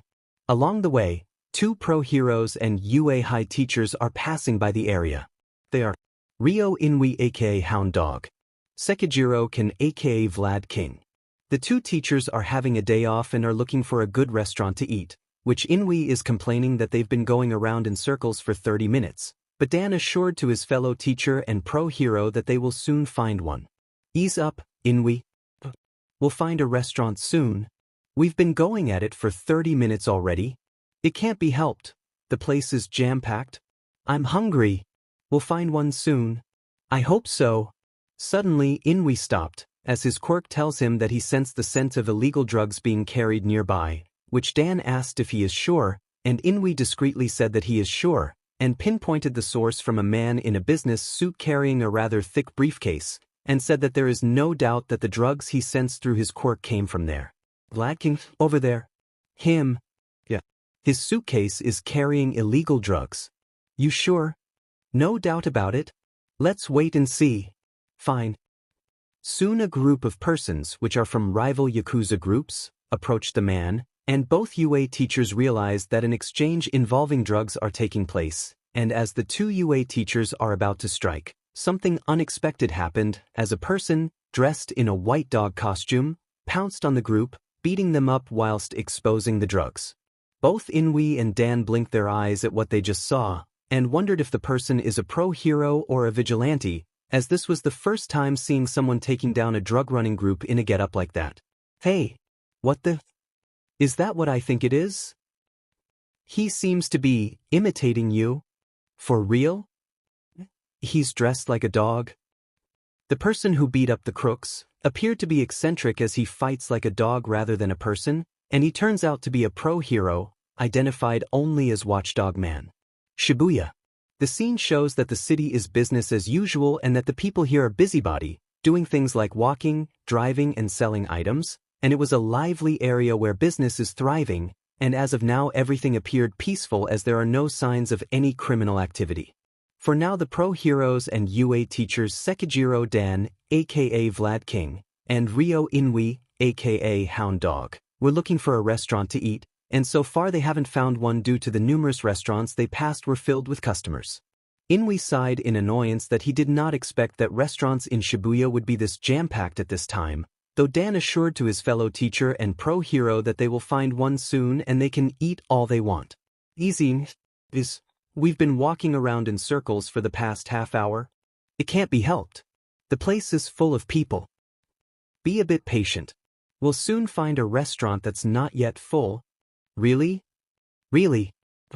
Inui sighed as he said he'll bear with it, and they continued walking around. That is, a few minutes later, the two teachers happened to stumble onto something, which is due to Inui's quirk caught what appeared to be a scent of an illegal drug that is being carried nearby, which Dan asked if he is sure, and Inui discreetly said that he is sure, and pinpointed the source from a man in a business suit carrying a rather thick briefcase, and said that there is no doubt that the drugs he sensed through his quirk came from there. Vlad King, over there. That guy. Him. Yeah. His suitcase is carrying illegal drugs. You sure? No doubt about it. I can smell it. Let's wait and see. If he shows it and we caught him in the act, then we will strike. Fine. In a matter of seconds, a group of persons which are from rival Yakuza groups approached the man, and both UA teachers realized that an exchange involving drugs are taking place, and as the two UA teachers are about to strike, something unexpected happened as a person, dressed in a white dog costume, pounced on the group, beating them up whilst exposing the drugs. Both Inui and Dan blinked their eyes at what they just saw, and wondered if the person is a pro-hero or a vigilante, as this was the first time seeing someone taking down a drug-running group in a getup like that. In an unconventional way. Hey, what the? Is that what I think it is? He seems to be imitating you. For real? He's dressed like a dog. The person who beat up the crooks appeared to be eccentric as he fights like a dog rather than a person, and he turns out to be a pro-hero, identified only as Watchdog Man. Watchdog Man made sure that the Yakuza group and the man carrying the drugs won't go anywhere, and soon police arrived and found the evidence, where the policemen carried the suspects and took them away. Watchdog Man then went on top of a monument and sat there, which makes it look like a shrine of the famed dog, Hachiko. Vlad King and Hound Dog sweat dropped as they wondered if Watchdog Man is really a pro hero or a person having a loose screw, as they felt that a normal person would not do something like that, such as imitating Hachiko. Watchdog Man? Is he really a pro hero? Looks like it. But why that getup? Well, he seemed to be a bit. I bet he's a wacko. But he seemed to resemble you, Inui. Knock it off, Denta. Suddenly, Hound Dog clutched his ears as if something is trying to control him, and he crouches as he tries to fight it off. And Vlad King appeared worried and asked his fellow UA teacher what is wrong, and Hound Dog managed to tell him what he is feeling before he slowly loses control of himself, which made the homeroom teacher of Class 1B becoming worried. Inui, what's wrong? Controlling you. Hang in there. Inui, see it. Pull yourself together. Suddenly, Hound Dog began to act feral and started to attack Vlad King, and there the Class 1B teacher is forced to defend himself while trying to reach out to Hound Dog, but then he shouted at the pedestrians to get back, warning that Hound Dog is being controlled by someone, which alerted the rest of the crowd to back away while watching Vlad King attempting to restrain Hound Dog. Whoa! Get back! What's going on? Isn't that the pro hero Hound Dog? Why is he attacking Vlad King? Something's not right. Someone call the police? Call a pro hero. Suddenly, Watchdog Man came down and took on Hound Dog, and the two heroes assumed dog-like stances, and Vlad King became worried at the turn of events and attempted to dissuade Watchdog Man from fighting, saying that Hound Dog is not feeling well, though Watchdog Man did not seem to listen to him as his sight is focused on Hound Dog. Don't worry, I got this. My friend is not feeling well. Are you listening? Suddenly, Hound Dog charges forward, prompting Watchdog Man to do the same, and the two pro heroes began fighting, like real dogs which seemed to move from one spot to another, and Vlad King is unsure where to intervene, seeing that the two heroes are fighting ferociously like wild dogs, in which the Class 1B homeroom teacher is conflicted on what to do. The public watched in awe and worry, as they are astounded to see two pro heroes fighting each other, and they wondered what is going on, and some began recording the scene with their smartphones, commenting that this is a fun way to watch, and it would be a trending topic to the social media regarding two pro heroes whose motif are based on dogs. Wow, this is interesting. Two pro heroes looking like dogs? This is going to be a trending topic? The social media users are going to be nuts when they see this. Let's do a selfie. Don't get too close. Picture. Elsewhere, the scene shows that Izuku Midoriya is doing a window shopping at a nearby mall, and then came across a surplus shop that sells vegetables and fruits at discounted prices, and as Midoriya looks on, he saw Minoru Mineta peering about, in which he is wearing his hero costume, and there Midoriya asked Mineta why is he wearing his costume. Mineta revealed that a food company wanted to use his image as a way to advertise their newest products, and said the company requested that he appear in his hero costume, and when he did he is paid well, giving him a paycheck worth 3 months of salary. Really, Mineta-san? Yup. The company must have saw some financial potential in you. Yep. Being a UA student sure is advantageous. I even get paid for doing advertising work. Guess you are feeling happy now. Yeah. Now I got an allowance for the next 3 months. Ha. Ha. By then, pro hero Saitama passes by, also wearing his hero costume, and he recognized Midoriya and greeted him, asking how are things and if he is studying at Silverfang's dojo, in which Midoriya said that he recommended his classmates to study at Silverfang's dojo and the dojo is slowly being filled with martial arts enthusiasts, and told him that he, Midoriya, only spent a month there and left, reasoning that he was busy with the work studies and all. Mineta stared at Saitama, as he has heard of him through Midoriya, though he is quite taken aback at seeing him in person, and mentally commented that Saitama had a rather odd look and doesn't look like a serious pro hero, but then he whispered to Midoriya and asked if what he said is true about Saitama being super strong. Hey Midoriya. Yes, Mineta? That bald-looking guy. What about it? Is it true that you said that he's really strong? Sort of, I saw him withstood some blows. So he's strong as all might? I suppose? Saitama noticed Mineta and mistook him for Midoriya's little relative and patted him on the head, asking which elementary school he is studying, commenting that he seemed to be a kindergarten student, Not to mention he finds Mineta's costume odd-looking as he mistook the small tights for a diaper, which he commented about it, causing Mineta to stare in annoyance and felt quite insulted, and he told him that he is in high school and at present he is 16 years old. Saitama blinked his eyes as he did not expect this and said that Mineta looked more like a toddler given the diaper-looking ornament on Mineta's hero costume.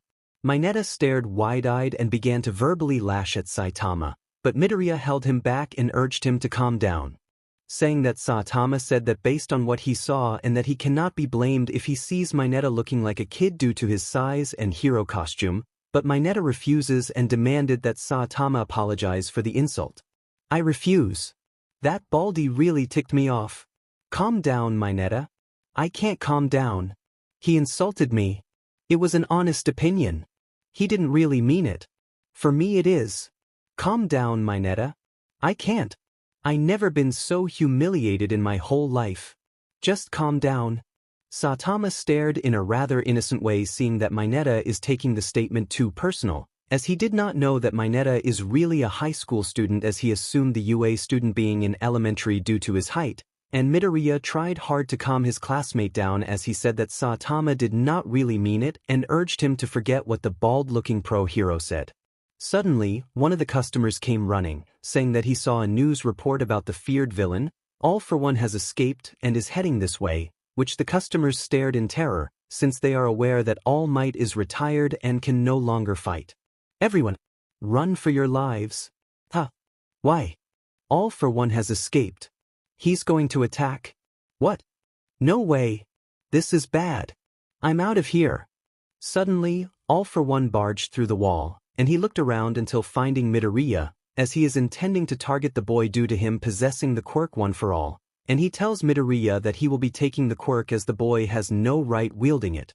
Midoriya pushes Mineta back as a way to protect him as he did not want his classmate to get dragged in, and to prevent All For One from targeting him to steal his classmate's quirk should the villain discover Mineta's quirk function, and he tells Mineta to go run and get help from pro-heroes. Mineta asked Midoriya if he is sure, which Midoriya nodded and told his classmate to go and get help. "Just go."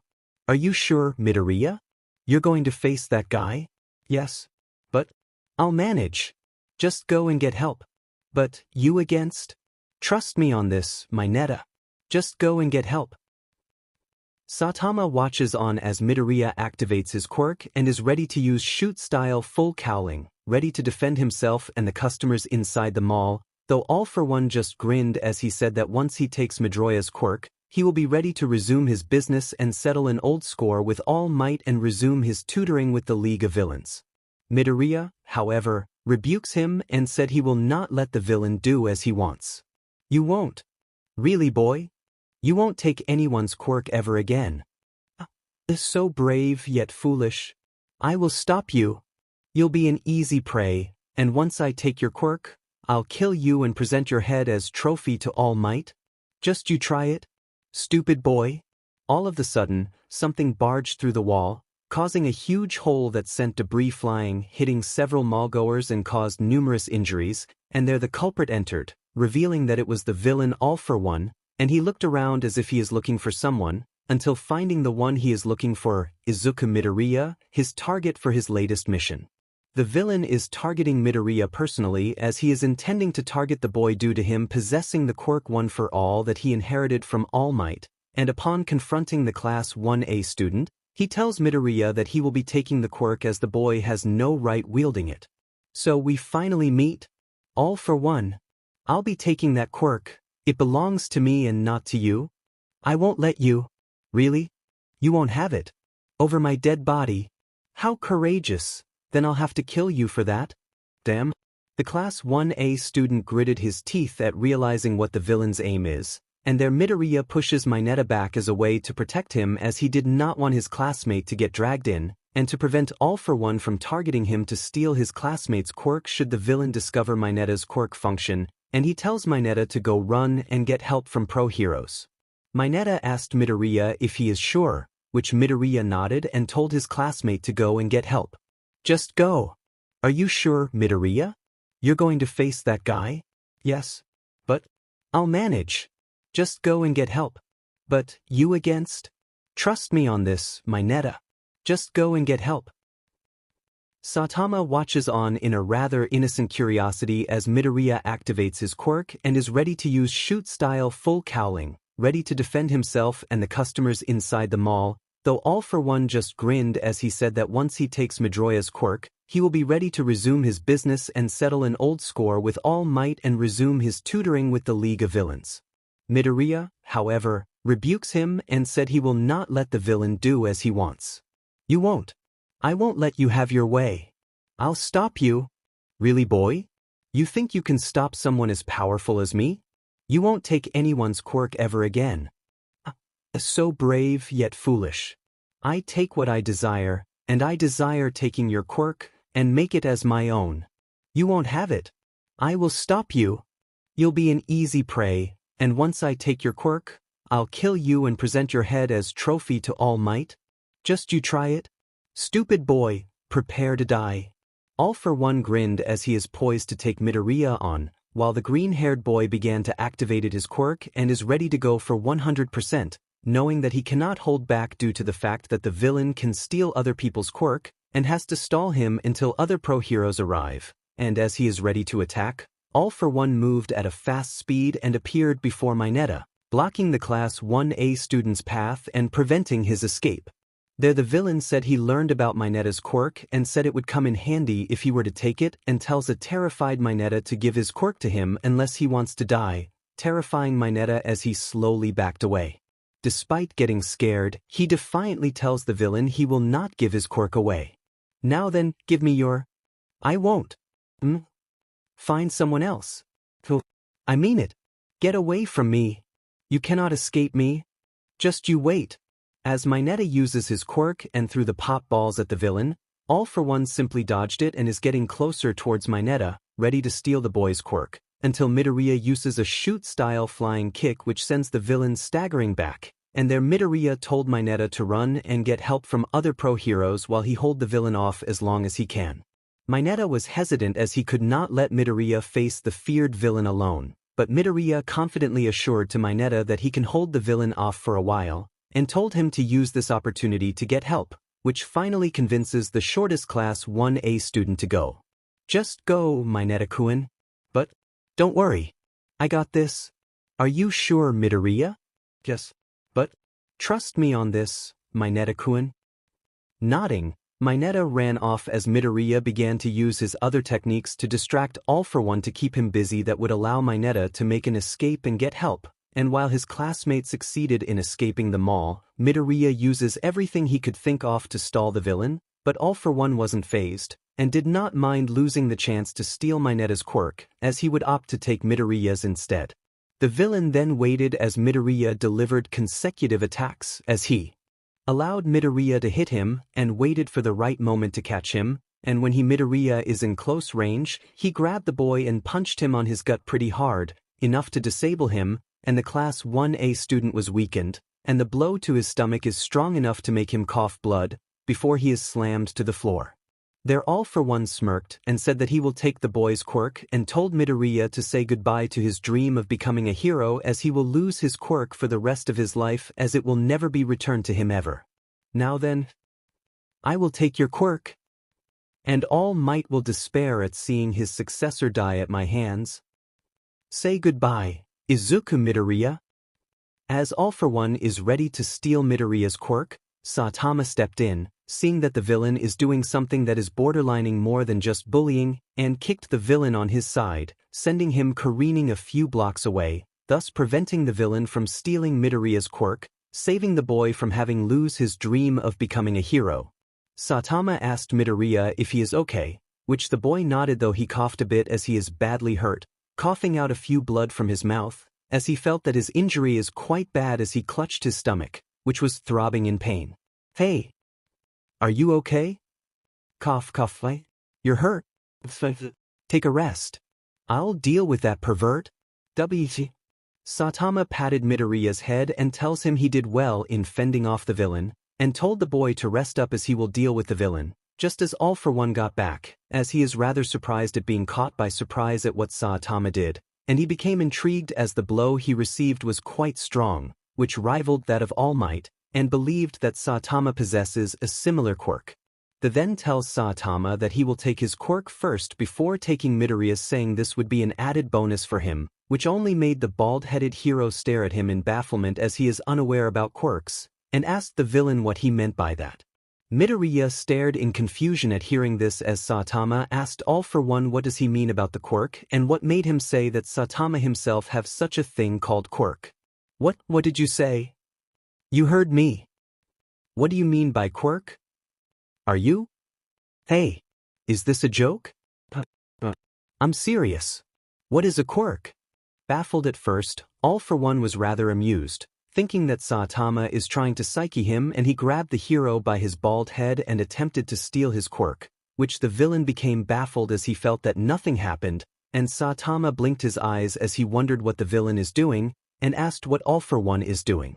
The villain concentrated hard as he tries to absorb Saitama's powers, believing that the hero possesses a quirk, and became annoyed that nothing is happening and demanded to know why he is unable to absorb anything, and thinking that he is being molested, Saitama did a straight punch and hits All For One on his stomach, and the blow sends the villain crashing against a wall, knocking him down. Midoriya wobbly gets up and asked Saitama if he is okay, which the bald-headed hero nodded, saying he is fine, and the boy asked what happened and if the villain stole the hero's powers, which Saitama said he did not lose anything, and asked Midoriya what All For One meant about the quirk. What did you say? You heard me. What does that guy mean about a quirk? Are you? Hey, could you answer? You don't know what a quirk is? I'm serious. What is a quirk? Midoriya sweat dropped at hearing this and wondered if Saitama is in the right mind or not, as he could not believe that a hero doesn't know anything about the quirk, and he reluctantly told Saitama what he knows, and the bald-headed hero stared in confusion, and said he doesn't seem to understand it well, but told the confused Midoriya that while he does have super strength, he said he doesn't have one, and tells the boy the reason why he possesses super strength is because he overdid his workout routine for over 3 years. Midoriya stared wide-eyed in disbelief at hearing the reason, and he asked Saitama if he is serious, as he could not believe that the bald-headed hero would gain such immense power by simply working out as the sole reason, and he asked Saitama if he is serious about what he said just now. Working out? Yeah. You got powers by working out? Sort of, though it resulted in me losing my hair. Are you serious? Yeah, I am. By then All For One got up and is quite pissed at being humiliated, and tells Saitama that if he cannot have the hero's quirk, then he will simply kill him rather than letting the bald hero ruin his plans, and as he is about to deliver a blow, Saitama did a blow of his own, delivering a kick to the villain's balls, causing All For One to kneel in pain, and the hero did a standing uppercut, punching him upward on his jaws, sending the feared villain upward, smashing the ceiling. By then Mineta arrived with several pro-heroes and approached Midoriya, and asked if the boy is okay. As Midoriya nodded, All For One came crashing down, head first onto the pavement, hitting the floor that caused a hole, and the villain is knocked out. Mineta is baffled and asked Midoriya if he did that, and as Midoriya is about to say that Saitama did it, Saitama said that Midoriya defeated the villain, and both the summoned pro-hero and Mineta were surprised and asked the boy if he really did that, impressed at the perceived heroics the boy did, unaware that it was Saitama who defeated All For One. Wow. You really did that? You're amazing, kid. Actually, you really are a true hero. Well, never mind it. Let's take you to a hospital. Due to that lack of eyewitnesses who fled during the battle, no one can prove who defeated the villain, and the summoned heroes praised Midoriya, as the boy stared at Saitama, and the bald hero nodded and winked his eye, signifying that Midoriya is better off taking the credit instead of him. As the unconscious All For One is restrained and taken away, Midoriya is loaded into the ambulance and is being taken to a nearby hospital, and Saitama left as he is busy buying groceries in order to prepare for tonight's dinner. A few days later, things went back to normal at the city following the escape and recapture of the feared villain All For One, in which it became a trending topic where Midoriya is being credited in defeating the dangerous villain, and despite his attempt to deny and tell the truth, he is unable to do so as Saitama made it appear that Midoriya did it. While the press and even his fellow students in UA High took the news serious, Midoriya felt like cheating, though he recalled what Saitama said to him that he should take the credit, and the ninth user of One for All wondered why Saitama opted not to let the press and the public know about the truth, feeling that it is a bit unfair to Saitama since he is the one who really defeated All for One. His trail of thought was interrupted when Shiro, Kaminari and Mineta began lauding Midoriya for the supposed victory over All for One, which Midoriya could only nod in response, being unable to rebut the statements that he defeated the villain. Midoriya, you rock. I can't believe you actually defeated that feared villain. How did you do it? Yeah, we want to know. Tell us.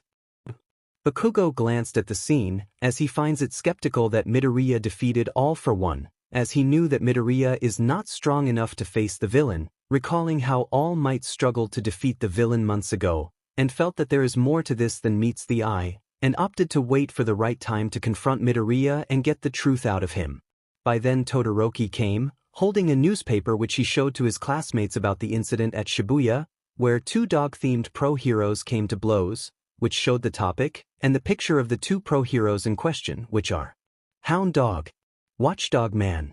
Kirishima read it and wondered why two pro-heroes went at it like that, which Mineta suggested that the two pro-heroes are probably fighting over a mate, attributing to the ones they saw on National Geographic Channel, where two dogs would fight over a female dog during the mating season, which the others glanced at Mineta and berated him for such a silly suggestion, saying that this is not actually the case. Mineta, are you an idiot? What made you say that? Yeah, those two heroes wouldn't do something like that. You got a loose screw on your head. Geez, Mineta, can't you think smart for once? You really think something perverted, aren't you? You suck. Todoroki came and told his classmate that he got the news and revealed that a villain was nearby during that time, and is revealed to be behind the Hound Dog Watchdog Man brawl, saying that he defeated the villain upon seeing him playing a flute, which has the ability to affect dogs' senses, which included Hound Dog, and once the unidentified villain is defeated, Todoroki used his ice quirk to disable the flute, and Hound Dog soon calmed down, and everything went back to normal while the villain has been arrested and taken into custody. As Class 1A are talking about what to do next, Nido Monoma showed up and started to taunt Midoriya over the supposed victory over All for One, saying that Midoriya is feeling like an important person, but noted that soon the League of Villains would target him because they now feel that Midoriya is becoming a threat, and say that Midoriya would get beaten up soon. Thus Midoriya is going to pay the price for letting success get over his head. Most of Class 1A reacted negatively and berated Monoma for his comments, reiterating that Midoriya is not acting arrogant over his victory over All for One, and even said that Midoriya acted out of self-defense and not out of showing off. Monoma, are you an idiot? What made you say that? Yeah, Midoriya isn't the type who would do something like that. You got a loose screw on your head. Geez, Monoma, can't you think something smart for once? You really think Midoriya would do something cheap, do you? You suck. By then, Itsuka Kendo showed up and smacked Monoma on the head, knocking him out, and apologized to Class 1A for what he just said, which Ida spoke on behalf of his class, saying that he appreciated her actions in keeping Monoma in line, and urged her to do something, as Monoma is increasingly acting in a way that might agitate Class 1A to physically retaliate, especially when Monoma's words are uncalled for regarding Midoriya defeating All for One. Kendo assured to Ida that she will keep a close eye on Monoma and will make sure that she will prevent him from provoking Class 1A in the future. Ida nodded and said he appreciated. Rest assured I'll keep an eye on Monoma. I see. Please do. Let me know if he said something insulting to you and your classmates. I will. Monoma will get what's coming if he keep this up. Much appreciated.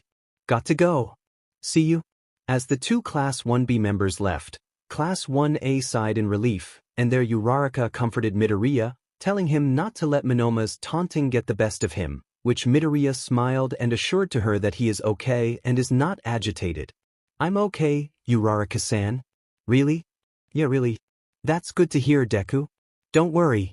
Deku. I'm fine now. Okay. Bakugo glances at Midoriya, as he is sure that Midoriya couldn't have pulled it off, knowing that All for One is so strong that it took all might to defeat the villain, and he wondered how Midoriya is able to beat the villain so easily, since Bakugo is aware that Midoriya has not fully mastered his quirk. Soon Shota Aizawa came and told the students that classes are about to commence. A few days later, the scene shifts at a shopping district where Midoriya and Bakugo are assigned by Principal Nizu to buy him a rare cheese that is imported from France. And while Midoriya has no problem accepting the request, Bakugo wondered why he has to come along, but then Kirishima showed up and told Bakugo that this is okay as he would get to go window shopping after getting the item that Nizu requested. Bakugo sighed in annoyance as he wondered why he has to go along with Midoriya since getting this item is easy for one person, but Midoriya said that the item they are getting for the principal is very rare, that Nizu stated that there might be thieves wanting to steal the item and sell it to the black market, hence it is necessary to have someone come along to provide assistance. Bakugo sighed again and said that if not for Nizu's promise that he would get bonus points for the curriculum, he would reject the request, which Midoriya laughed nervously and said that at least they would get free time after. Come on now, Kan. I can't believe I let the principal talk me over. Well, whatever. Let's go. Yeah. I want to end this shopping early. It won't be long, Kachan. Easy for you to say, Deku. By then, Mineta and Kaminari showed up, and their Kirishima asked the two what are they doing here, in which Midoriya explained, and when asked what the other two are doing here, the two classmates said that aside from window shopping, they would get to see pretty girls here inside the mall, which Bakugo rolled his eyes and tells Midoriya that they should get going and get the item that Nizu is asking to get, stating that he doesn't want to get embroiled in one of Kirishima and Mineta's girl chasing schemes.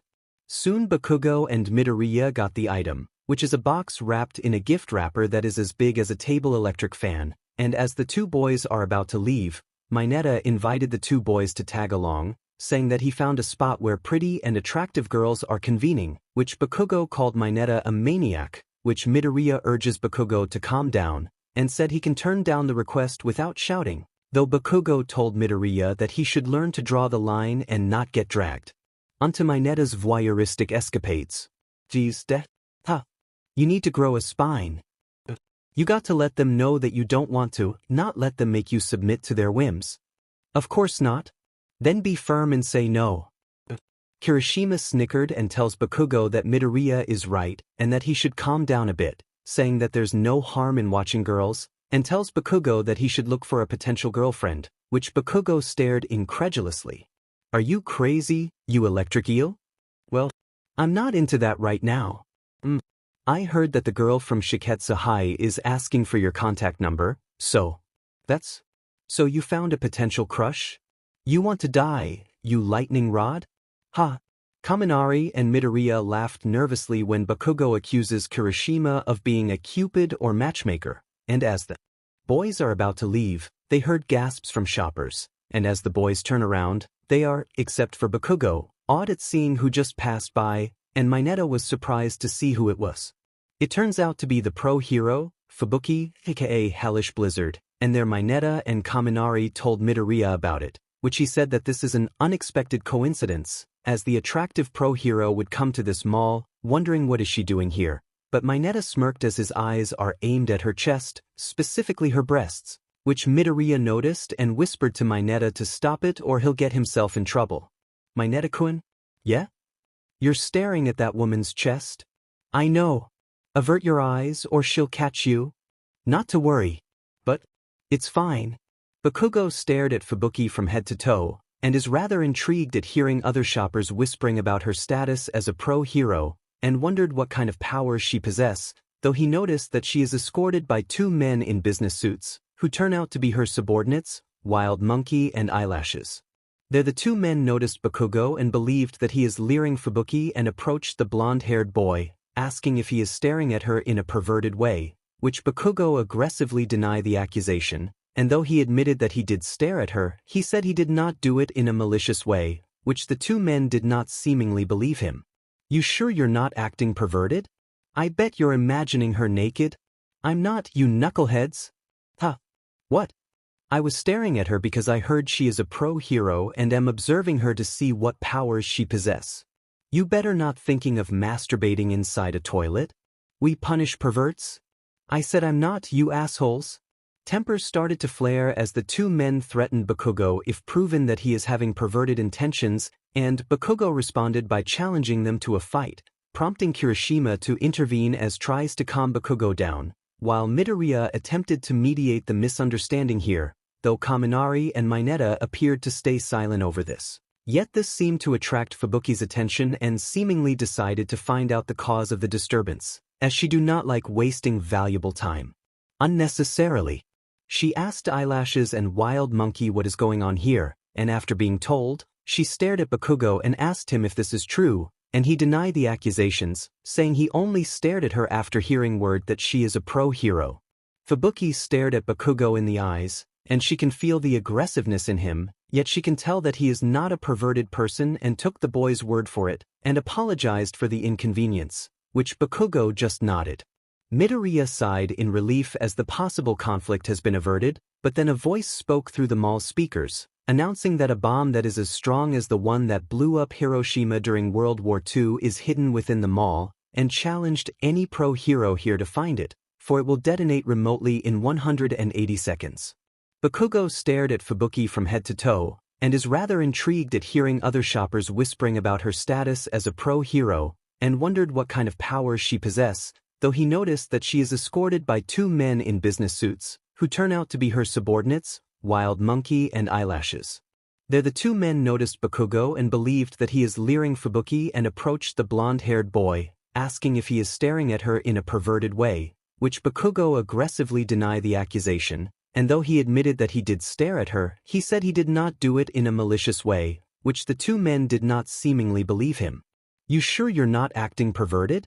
I bet you're imagining her naked." "I'm not, you knuckleheads." "Huh. What?" "I was staring at her because I heard she is a pro-hero and am observing her to see what powers she possesses." "You better not thinking of masturbating inside a toilet. We punish perverts." "I said I'm not, you assholes." Tempers started to flare as the two men threatened Bakugo if proven that he is having perverted intentions, and Bakugo responded by challenging them to a fight, prompting Kirishima to intervene as tries to calm Bakugo down, while Midoriya attempted to mediate the misunderstanding here, though Kaminari and Mineta appeared to stay silent over this. Yet this seemed to attract Fubuki's attention and seemingly decided to find out the cause of the disturbance, as she do not like wasting valuable time unnecessarily. She asked Eyelashes and Wild Monkey what is going on here, and after being told, she stared at Bakugo and asked him if this is true, and he denied the accusations, saying he only stared at her after hearing word that she is a pro-hero. Fubuki stared at Bakugo in the eyes, and she can feel the aggressiveness in him, yet she can tell that he is not a perverted person and took the boy's word for it, and apologized for the inconvenience, which Bakugo just nodded.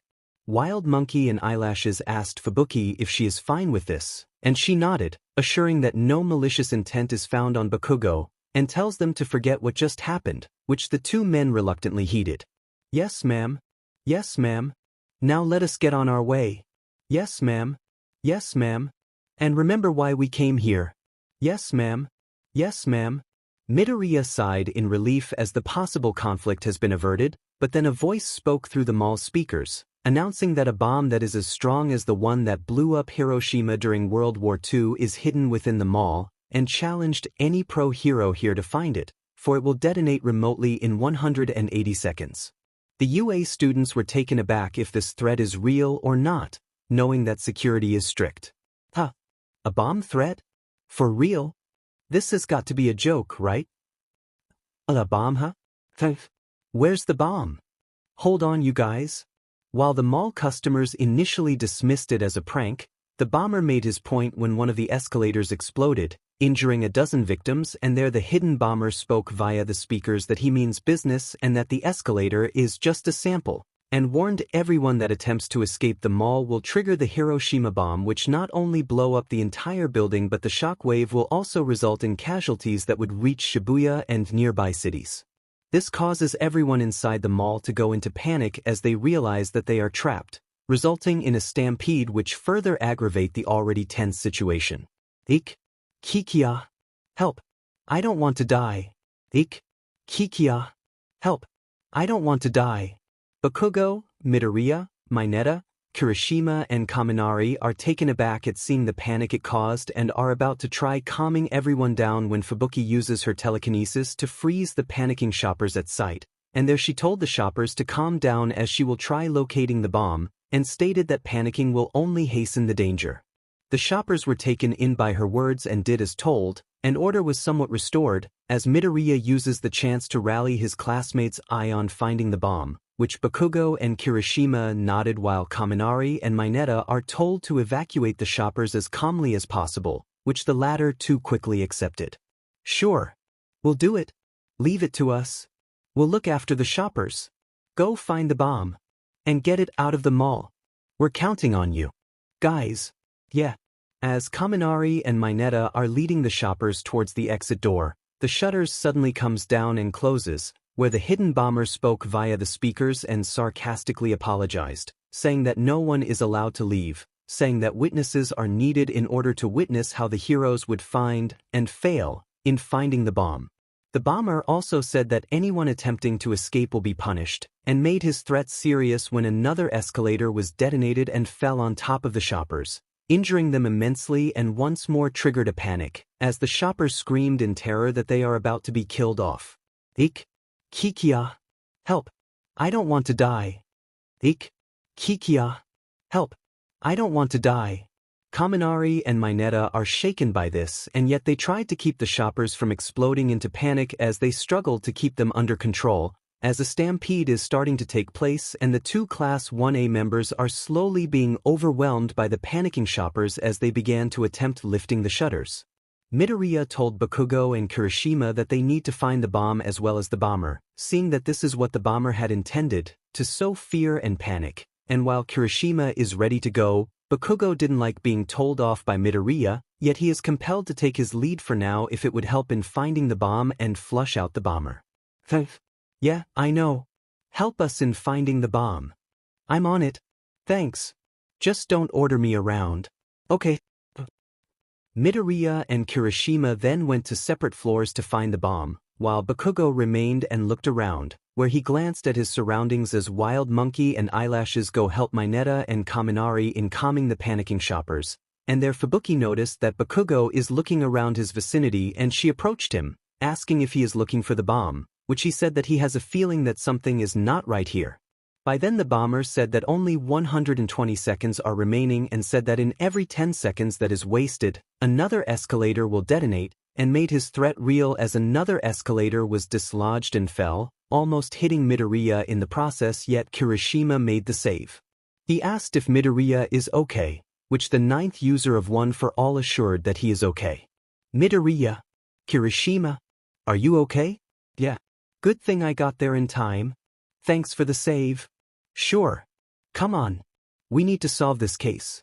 As Bakugo glances at the speaker that is attached to the wall, he noticed that the wire is leading upward, and there Fubuki noticed the pattern and uses her psychic power to see if there are any connection and instructs Bakugo to follow her lead. Bakugo did not like it and said he is not following orders from someone with a huge boobs, and she got ticked by the remark, but she said that the safety of the shoppers rests in her and Bakugo's efforts to find the bomb and flush out the bomber. Though irritated, Bakugo is forced to accept the urging of Fubuki, and the two began investigating the speaker, and there she uses her psychic power to find a connection between the device and the bomber. There she vaguely sensed an aura that emanated from the speaker's wire that goes way up, and there she realized that the bomber is located near the rooftop of the mall, and took Bakugo's hand as she led him towards the fire exit, and once there, he asked what is she intending to do, and is taken aback when told of what they are about to do. Bakugo didn't like this, yet Fubuki professionally told him that it is up to her and him to stop the bomber before he causes more injuries, and he gritted his teeth at being relegated to being a sidekick to a pro hero, yet he is forced to comply when assured that he will benefit from this. Trust me on this, young man. Well? Fine. Good. Let's get this over with. Then let us go. Using her psychic powers, she levitated herself and Bakugo upward and they head towards the rooftop, but then as they are nearing it, she stopped at the last minute and glances at an air vent, where she uses her psychic powers to locate the bomber, and once she got a lock, she instructs Bakugo to use his powers to flush him out. Bakugo smirked a bit as he is rather pleased at Fubuki letting him draw first blood, and uses his explosion quirk onto the air vent, where the strong impact sends the bomber out and falling off from the air vent, and Fubuki uses her psychic powers to catch him, who turns out to be an escaped test subject from a secret government facility who possess a limited psychic ability, and he is in disbelief at how Fubuki was able to find his hiding place. There she demanded that he hand over the device that would set off the bomb so that she can defuse it, but the foolish psychic refuses to concede and presses the button and said that the bomb is located at the ground floor, and it will detonate in 15 seconds and will be as powerful as the one used by the Allied forces during World War II, and not even Fubuki can stop the imminent explosion. Fubuki and Bakugo are taken aback at seeing the vileness of the suspect, and using her psychic powers to use a metal bar to bind the bomber, she and Bakugo race back to the ground floor, where they saw the bomb being exposed and the timer is ticking at 10 seconds. Midoriya and Kirishima are struggling to try lifting the bomb, which resembled a missile that is as big as a Christmas tree, in order to move it out of the way, and the panicking shoppers screamed that they are about to be killed. Ik. Kikia. Help. I don't want to die. Ik. Kikia. Help. I don't want to die. The psychic bomber laughed maniacally and proclaimed that his masterpiece will be acknowledged and his name will live on, but someone unexpected came, and it turns out to be Tatsumaki, the pro-hero who is the other half of the psychic sisters, and the panicking shoppers saw a glimmer of hope and they begged Tatsumaki to save them from the bomb. Look! It's her! It's Tatsumaki! We're saved! Save us! We'll root for you! Get rid of the bomb! Save us all! Using her psychic powers, Tatsumaki trapped the bomb inside a force bubble and slowly decompresses it, while crushing it at the same time, and the bomb is slowly turned and reduced into a small pile of junk, its circuitry damaged, and thus the bomb was safely diffused and not explode, thus saving the mall and the shoppers. The shoppers were overjoyed and gave praise to Tatsumaki, which she smirked as she is pleased to get the praise, while at the same time they jeered at the UA students, calling them useless high school heroes who could do nothing. Yay! Tatsumaki saved us. Thanks to the pro-hero. Yeah. The UA students are useless. What a bunch of amateurs. UA high-wasted money on the likes of you. You kids go home. While most of the Class 1A boys opted to ignore it, Bakugo is pissed as he berated the shoppers for being ungrateful to the UA students who tried hard to protect the shoppers, but Tatsumaki told Bakugo to shut up since he didn't do anything useful, and Fubuki realized that things might get ugly if Bakugo were to engage in a shouting match with Tatsumaki. However, the die is cast as Tatsumaki and Bakugo began shouting each other out and traded insults at one another, while Kirishima uses his quirk to remove the shutters and produced an exit, where ambulances arrive to help out the injured. This, however, is overshadowed as Tatsumaki and Bakugo traded insults, which became quite intense. What was that, you blondie? You heard me, shorty. Shorty? What? Want me to call you a dwarf? Are you insulting me? Got a problem, you lolicon? Who are you calling lolicon, you Shotokan? You want to die, you brat? A few days have passed since the incident at the mall. The scene shifts at Heights Alliance, where the rest of Class 1A are having breakfast, in which they tried to cheer up the following classmates who are still reeling from what happened, which are Izuku Midoriya, Katsuki Bakugo, Eijiro Kirishima, Minoru Mineta, Denki Kaminari. The rest of Class 1A learned that the 5 classmates were given the cold reception despite that Midoriya and the others managed to flush out the bomber, yet the hostages were less grateful and instead gave praise to another pro-hero who got rid of the bomb, Tatsumaki. Ashido can sympathize with the 5 boys and felt that the hostages should have given praise to the boys as they did their best in trying to contain the situation, while Bakugo and the other pro-hero, Fubuki, were able to capture the bomber and all, which Azui also agreed, though she pointed out that there is not much they can do, and stated that it is best that they ignore the hostages who were less grateful to the 5 boys' efforts, which Ashido seemed to disagree at. No way. Karo? Those hostages are so ungrateful. Karo, there's nothing we can? There is. Calm down, Mineta. But, Azui? Karo? Mineta seemed to agree with Ashido, complaining that the hostages were totally selfish as all they did was panic and all, while calling him and his classmates useless, though Midoriya urged him not to dwell on it and what mattered is that everyone is safe and that no one was hurt, though Kirishima pointed out that there were some injuries during that hostage situation where the bomber bombed several escalators. Midoriya paused and realized that Kirishima was right and felt a bit dejected, though Kirishima assured that at least no one died, and that's what really mattered, which seemed to calm Midoriya a bit, saying that if only the situation is a bit different, but his classmate pointed out that things happen. Come on, Midoriya. Lighten up. Well, things happen. But what matters is, if only things were. We just have to accept it. That's what real men do. You're right, Kirishima-kun. By then Class 1A noticed that Bakugo is unusually silent, and noted that he is quite pissed, and the rest wondered what is bugging him, until Mineta realized what the reason is, and told them how Bakugo got humiliated when he got into an argument with Tatsumaki, and there he showed them the footage that he secretly recorded. The rest of Class 1A saw it, in which it showed that Tatsumaki and Bakugo are trading verbal jabs until she uses her telekinesis and lifts Bakugo up and spins him around like a top, and Bakugo shouted expletives while using his quirk, but could not reach her before she tosses him around, which Fubuki intervened and talked Tatsumaki into letting him go, but she ignored him. Midoriya approached Tatsumaki and calmly urged her to stop, saying that nothing would be accomplished if she keeps it like this, and surprisingly the pro-hero relented and drops Bakugo, which he fell face-first on the floor, and there the pissed-off boy attempted to go after her but is restrained by Kirishima and Kaminari, urging him to calm down, but he wouldn't oblige. Whoa! Bakugo! Let me go! Calm down. I'm gonna kill that pint-sized brat. Easy. Her power's way out of your league. I don't care. Calm Son, Bakugo. Let me go, I say. Just let it go.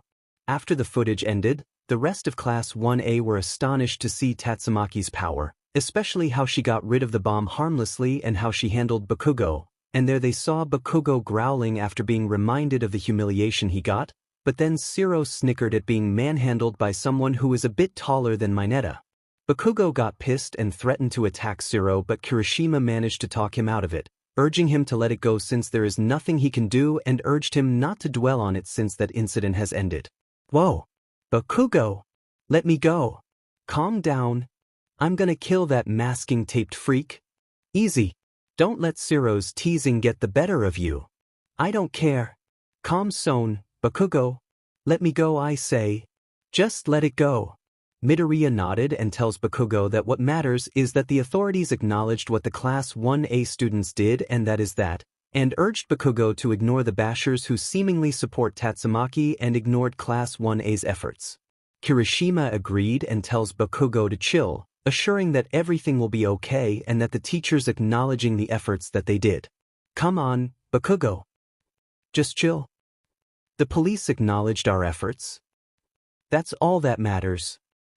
By then all eyes are on Mineta, as he stared dreamily while smiling, and their Kaminari asked what Mineta is thinking, in which he said that he managed to secretly get another glimpse at Fubuki's well-endowed breasts, which Kaminari agreed as he had to admit that Fubuki is a very attractive pro-heroine though her powers are something they have to look out for. Mineta jokingly said that Fubuki's bodyguards mistook Bakugo for being a hentai as they assumed that he is staring at Fubuki's chest, which the others Class 1A students glanced at Bakugo, as they do not believe that he would do something like that. Huh. Bakugo, did you? No way. The bad boy of Class 1A staring at a woman's chest? Very naughty, Bakugo. I do not believe he would do that. Me too. He's not into that. Bakugo stared in annoyance and told his classmates that it was a misunderstanding and explained his side, while at the same time he acknowledged that Fubuki is strong given her psychic powers and all, and their Mineta jokingly suggests that he bring Bakugo with him so that he can distract the bodyguards while taking the chance to steal a glance at Fubuki's chest. This pisses Bakugo off and began threatening his classmate, which Mineta went behind Midoriya, as Bakugo threatened to blow OFF Mineta, which Mineta misunderstood the meaning and accuses Bakugo of having a yaoi-like fetish, earning laughter from Kaminari and Zero. Haha. Blow the That's art 18 Mineta. Careful, Bakugo would give off something way different than that. Haha. My stomach hurts. Mineta, you runt. Ha. Ha. By then Ida and Yaoyorozu stepped in and diffuses the tension and told Mineta to knock off the silly jokes, and soon peace and calm is restored and everything went well as no untoward incident took place while Bakugo had to forget what occurred before. 3 days later, the scene shifts at a bank, where Kirishima and Bakugo are there as they plan on opening a bank account so as to have a savings account where they can place their money, as they are paid during their work studies. Bakugo became quite annoyed as the bank is full of customers and had to endure the long line, which Kirishima assured that everything will be okay and all he had to do is be a little patient, which Bakugo seemed to be reluctant to do so. Come on, Bakugo. Lighten up. Well, things happen. This is a bank after all. But what matters is, if only there were no customers. We just have to accept it. That's what real men do. Whatever, Kirishima. They are joined by Tetsu of Class 1B, and he greeted Kirishima as he did not expect to see him here, and both are surprised to learn that they came here for the same reason, to apply and open a savings account. You too? Yeah. What a coincidence. Me too. Glad to bump into you. Same here. So, are you here for savings or current account? Savings, of course. Bakugo silently grunted as Kirishima and Tetsu chatted, as the two are friends despite being rivals, and while waiting within the line, another customer came and waited behind Bakugo, where the customer is wearing a huge trench coat, a hat which covered his body, though he appeared to be barefooted, and noted his rather shiny tan skin. Bakugo felt a bit suspicious about this person, yet he bid his time and decided to wait first and see what this person's action is before making a move. As Kirishima and Tetsu are chatting along, things went well and the customer line began to move, and their Kirishima and Tetsu looked confident and are looking forward to more work studies cases with pro hero Fat Gum. You sure look confident. Yeah. That's what real men do. 1 inch. Me too. We should expect more after Fat Gum summon us. Hope we get more work studies. And more bad guys to beat up. And be recognized as pro heroes. Right on. Yeah. Suddenly a large group of bank robbers barged in, and are armed with high-powered firearms, which they demonstrated by shooting down the guards, riddling them with large bullets that killed them on the spot and had the customers surrounded. They then shot one of the tellers as they warned them not to set off the silent alarm. This caused customers to scream in terror. Kikia! Help! Call the security! Someone save me! Call Rambo! I don't want to die! I'm out of here! Bakugo is poised to get into action, but Kirishima and Tetsu urged him to stay back as they noted that the bullets the robbers using are designed to kill a victim in one shot. The two said they will deal with the robbers as their quirks will allow them to withstand the bullets, much to Bakugo's reluctance. Bakugo, better stay back. Those bullets look like they can shatter one's internal organs. It's like an instant kill whoever gets hit. Our quirks can handle the bullets. Tell you what. Once we distract them, then you can blow up their guns. You okay with that? Fine. As Kirishima and Tetsu activated their quirks, they are ready to face the bank robbers, but the person spoke as he discarded the trench coat and hat, revealing himself as Pro Hero Superalloy Darkshine, and the two UA students stared in awe seeing his body shining like metal, which appeared to be bronze as the Pro Hero tells the two youngsters that he will take care of things here. You boys stay back. What the? Whoa. I'll deal with those bank robbers. No way. Talk about heavy metal? Leave it to me and everyone will be saved. Is he for real? Can't tell? At Heroes Association HQ, the scene shows that the executives are having a meeting where they discussed about the recent events, and among them is the unexpected resignation of the disguised Shoto Todoroki, as the executives feel that it was such a waste that the disguised Todoroki spent only a few weeks at the association, yet he quickly rose to A rank because of his rather impressive showing. The executives are baffled when the disguised Todoroki claimed that his reasons for resigning from the association is due to being unhappy and wished to retire, and executives attempted to offer him something to make him reconsider, but the executives failed and were compelled to grant it, and now they are figuring out how to fill the void left by the disguised Todoroki. This is quite a situation we have. Indeed. That boy had great potential and promise. Heck, he would have attained S-class in a few months from now. Why would he wish to resign? Perhaps he doesn't like his current status? Maybe he finds it difficult to his liking and pace about working at the Heroes Association? Stop daydreaming. We need to find a way to fill the void. The boy's ice powers were too valuable to us. Relax. We still have lots of heroes to fill the...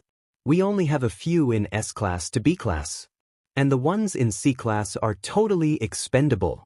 As the executives are bickering over this, they have no idea that the disguised Todoroki managed to discover something that led to his decision to resign after having seen enough what goes on within the Heroes Association.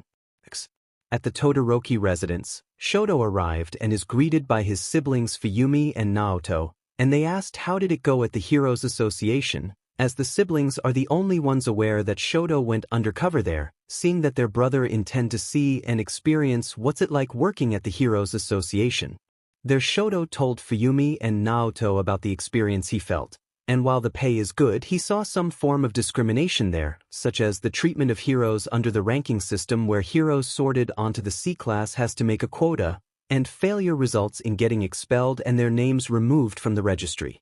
Shoto also cited that those heroes under the S-class and A-class category can make their residence at the Heroes Association HQ while the B and C-class heroes cannot, which made Fuyumi and Naoto feel annoyed at such standards. Seriously? What the hell? What kind of system is that? That's terrible.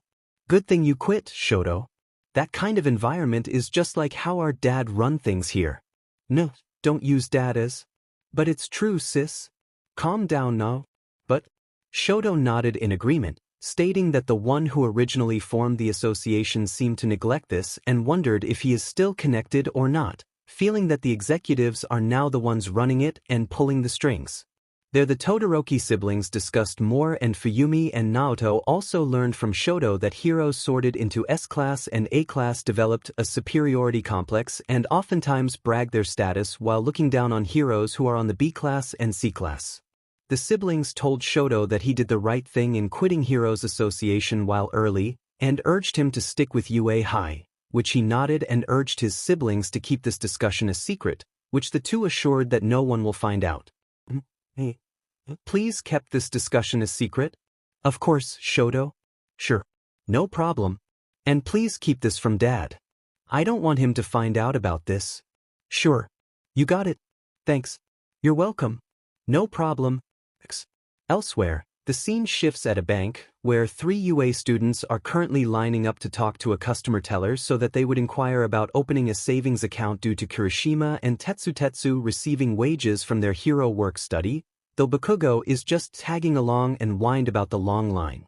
Kirishima smiled and urged his classmate to bear with it and promised that everything will go smoothly and after that they will stroll at the nearest mall, which Bakugo reluctantly grunted, saying as long as the air conditioner inside the bank is functioning and it doesn't make things unbearably hot. Come on, Bakugo, be a man and endure the heat. After this we'll go to the mall. The air conditioner is good. Really? Yup. Fine. Just be a little patient. Whatever, shitty hair. Suddenly a large group of bank robbers barged in and are armed with high-powered firearms, which they demonstrated by shooting down the guards, riddling them with large bullets that killed them on the spot and had the customers surrounded. They then shot one of the tellers, hitting her on the head, in which an explosive bullet is used and the teller's head exploded, and the robbers warned the hostages and bank staff members not to set off the silent alarm. This caused customers to scream in terror. Kikia! Help! Call the security! Someone save me! Call Rambo! I don't want to die. I'm out of here. Bakugo is poised to get into action but Kirishima and Tetsu urged him to stay back as they noted that the bullets the robbers using are designed to kill a victim in one shot. The two said they will deal with the robbers as their quirks will allow them to withstand the bullets, much to Bakugo's reluctance. Bakugo, better stay back. Those bullets look like they can shatter one's internal organs. It's like an instant kill whoever gets hit. Our quirks can handle the bullets. Tell you what. Once we distract them, then you can blow up their guns. You okay with that? Fine. As Kirishima and Tetsu activated their quirks, they are ready to face the bank robbers, but the person spoke as he discarded the trench coat and hat, revealing himself as Pro Hero Superalloy Darkshine, and the two UA students stared in awe seeing his body shining like metal, which appeared to be bronze as the pro hero tells the two youngsters that he will take care of things here. You boys stay back. What the? Whoa. I'll deal with those bank robbers. No way. Talk about heavy metal? Leave it to me and everyone will be saved. Is he for real? Can't tell. Darkshine then stepped forward as he confronted the bank robbers and warned them about the consequences if they do not surrender, which the robbers aimed their weapons at him, as they do not fear anyone, be it the law enforcers, civilians, or pro-hero. However, they were put off by Darkshine's appearance, seeing that he is only clad in his short tights, making look like a human trophy, and asked him if he has a death wish or something. What the heck? Is he for real? What is he? He looks like a bronze statue? Or a human trophy? Whatever. It looks like he wants to die. Yeah, we can test our guns on him. Ha! Darkshine smirked while flexing his body, which made Kirishima and Tetsu sweat dropped, wondering if this guy is showing off or if he is aware of what is happening here. But then they heard some of the customers squealing as they recognized Darkshine as a pro-hero, and both Tetsu and Kirishima stared in surprise at hearing this, shocked by the fact that a tan-skinned, muscular person clad only in a short tights is a pro-hero. You hear that, Kirishima? That guy's a pro-hero? Why is he only in a Speedo? Don't know if he's an exhibitionist or something. Maybe he thinks he's Apollo or something, you know? I wonder. What's his power is like? Probably similar to yours, Tetsu. Bakugo himself appeared doubtful that someone like Darkshine is a pro-hero, and if he is, why the getup? There's some of the bank customers who recognize Darkshine cheered him on and urges him to take out the bank robbers and show them their places. Darkshine, save us. Stop those robbers. Make them sorry. Beat them up.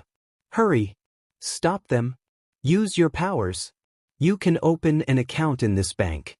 The bank robbers stared in surprise as they slowly recognized Darkshine and began to falter. But the leader told them not to get spooked as they have weapons and that the explosive bullets will take care of the pro-hero in no time. The robbers nodded as their confidence returned as they believe that their weapons can match against any pro-heroes and tells Darkshine that he will be an example of what would happen if anyone tries to get in their way. He's right. We got power guns. That's right. We can waste him. Teach these assholes a lesson. Ha! Now I'm pumped. Let's set an example. Good idea. Bakugo noticed that some of the robbers are aiming their weapons on the bank customers, and tells Kirishima and Tetsu to get going and distract the robbers while he will sneak closer to the rest of the robbers and destroy their weapons, which Kirishima asked if he is sure, worried that he might get shot, but Bakugo told his classmate not to worry, and tells him and Tetsu to use their quirks to deflect the bullets, and the trio UA students nodded in agreement. Just shut up and do it. You sure? Really, Bakugo? I'm serious. Block their ammo and I'll deal with the rest. Okay. You got it. Good. Be careful. And stay safe. The three UA students went into action as Kirishima and Tetsu activated their quirks, hardening and steel respectively, and the robbers were taken aback at seeing this, and realized that the two are students from UA High, and the leader of the robbers told his men to open fire at the two, urging them to disregard the fact that they are kids and treat them as disposable hostages. Shoot them down. Kill them. They're just disposable brats. Right? You got it. Waste these motherfuckers. Make them bleed on their diapers. Murder them. Die. The robbers opened fire and the explosive bullets struck the two teens, their quirks somewhat deflected the bullets, yet the impact caused Kirishima to stagger back, which prompted Tetsu to take the brunt and manage to hold the bullets back, and this prompted Darkshine to provide assistance, using his body to deflect the bullets. The two UA students were amazed at seeing Darkshine's body withstanding the bullets as if he is made of armor, specifically bronze. Ease up, kids. Leave it to me. Whoa. His body held off the bullets. This is something only a pro-hero can do. You can't? We can, sir. We got our provisional hero license. So, really? Yeah. Let's work together, sir. Elsewhere, Izuku Midoriya is walking by the streets as he is having a day off and decided to take a stroll as he needed to relax, having trained himself at the gym within UA High, and as he passed by an electronics store, A TV on display showed a sudden news flash about hero killer Stain managing to escape, and this made Midoriya feel surprised. The shopkeeper saw the news, and having recognized Midoriya, he advised him to be careful as the hero killer is no joke and that he doesn't choose any targets and will go attack any more he deem a faker, whether they are teenagers or not. You ought to be careful, kid. Why, this ain't a joke. The hero killer means business. I know. With All Might retired, it's up to Endeavor to stop him. Yeah. I know the feeling. Better be careful and not wander off. I will. Midoriya recalled his last encounter with Stain and wondered what would happen if they crossed paths again and what if Stain decides to target him should he deem Midoriya a faker again. Elsewhere, the scene shows that Stain has managed to elude his pursuers and just acquired bladed weapons of his own and now planning to resume his crusade and rid society of fake heroes and make his statement known. This time, I will fix this messed up society. Meanwhile, news of Stain's escape has been reported and many of the citizens are apprehensive, yet some are confident that heroes will bring him down and deem the hero killer a hopeless attention seeker and hoped that he gets his comeuppance. Stain got away again? What's he up to? Hope the heroes get him again. Endeavor will do it. How about that cyborg hero? Genos? Hey, the bald guy with the cape. He can knock the hero killer with one punch. Seriously? At Heroes Association HQ, the executives are having a meeting after getting info about the hero killer, and while they initially deem him just another small-timer, they changed their minds after they received additional information about what Stain is capable of, and soon they realize that the financial backers of Heroes Association might become Stain's target. Thus, if that happens, Heroes Association might be compromised if Stain kills the financial backers. There they discussed about what to do and made suggestions that they send pro-heroes to hunt down Stain, and among those candidates mentioned include S-Class, Atomic Samurai, Metal Bat, Zombie Man, Picard, Tatsumaki, Silver Fong, Genos, Pori Pori Prisoner.